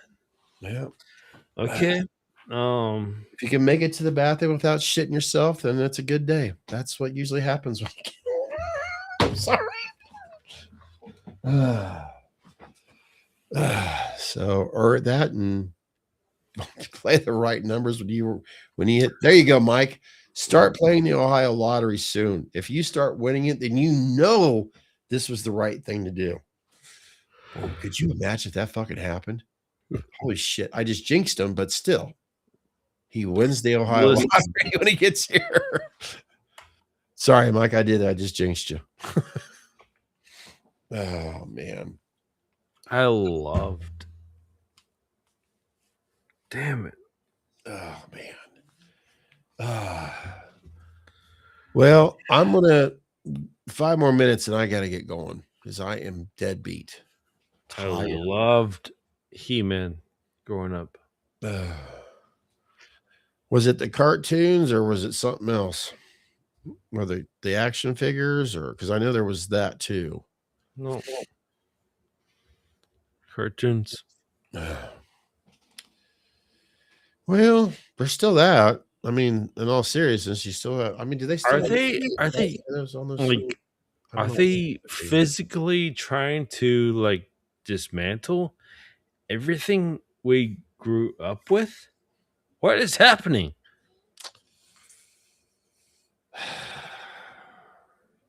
Telling you, man.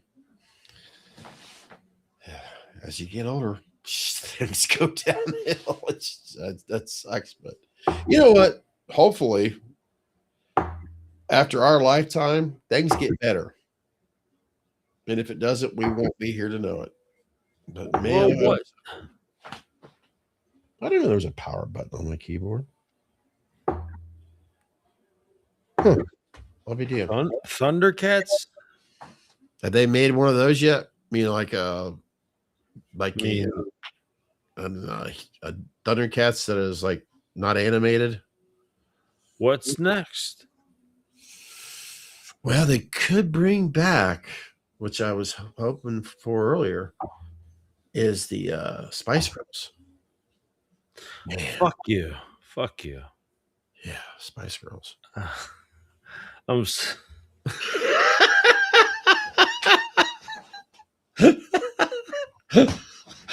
wish the fuck I could find this one Spice Girl. It was making me laugh so hard. Oh, God damn it. Oh, damn it. Where the heck is it? Was it on? I'll never fucking find it now. Okay, so all I've learned from this live stream is that Apollo Creed died. The aliens, in fact, the Predators won. Did we? Huh? Michael killed everything. Chucky killed everything. Everything I have to hope for has all been destroyed. Oh, here it is. Right?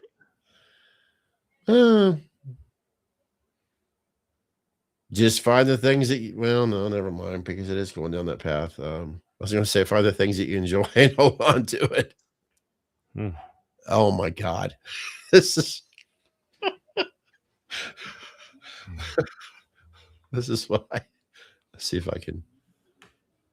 This is what got me on the don't watch, you won't find it funny at all. I was watching it. I could not stop laughing my ass off. It was one of these volume. Yeah, tell me what I want, what I really, really want. So tell me what you want, what you really, really want. I want to really, really, really want to take a cigar.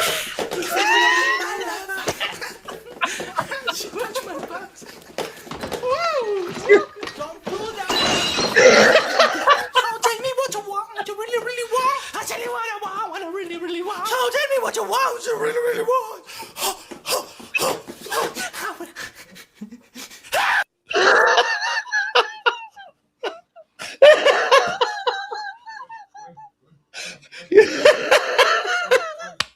I seen this shit the other night and I could not stop laughing. I think I watched it like 4 or 5 times in a row and I'm like, oh my God, bring back the Spice Girls. When she's on that table, they timed it just right. The crash of the fucking thing. I fucking cracked my.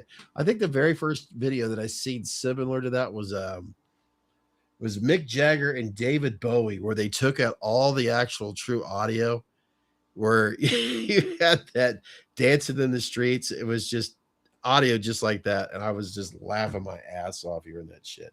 And then somebody on Instagram just keeps on taking videos like that and just taking it out. It's just you find yourself laughing your ass off watching that shit for God knows how long. Oh God. Well, Mike, Chris, I've been up since basically 4 o'clock this morning, and I'm deadbeat tired. And Mike, just I know you'll keep in touch. Hopefully that by this time next week you'll hear some more positive news about your new adventures. Because you never know. If you just keep on going with what you're focusing on right now, just keep on, you know what you got to do for the next step. So yeah, keep on searching, and hopefully by the time you get out here, man, you'll be excited. Like Chris says, this could be this really could be the positive change that you're looking for and all that. So, and when we talked privately, I'm glad your situation at hand, you are able to, make that change and move into a direction without worrying about little kids and all that. Cause oh my God, that would be tough. I couldn't imagine that. That's for sure. So, but yeah, I'm going to go ahead and hit that damn button so I can, well, basically go to bed. Like I said, I'm just tired. I wish I could get up, sleep in on the weekends like everybody else does. There you go. Sleep in on weekends where you can enjoy things more. Right there. All righty. Banana Fosters. Banana Fosters. Banana and bourbon.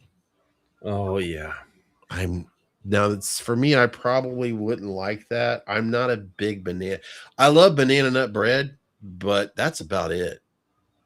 I'm just not a big banana person. So if you want, I can log out and you could stay on here with Mike. No, you're good. Sure. All right. Jack Daniels, Banana Fosters. I just not a banana person. I wish I did because I know they're good for me, but I never did. Then again, I'll just eat banana nut bread. That being said, word to your happy Easter. I'm crashing this shit. Fucking word to your mama. Yeah. And I don't know. Hey, we moving on up to the east side, Mike. You. There you go. Here.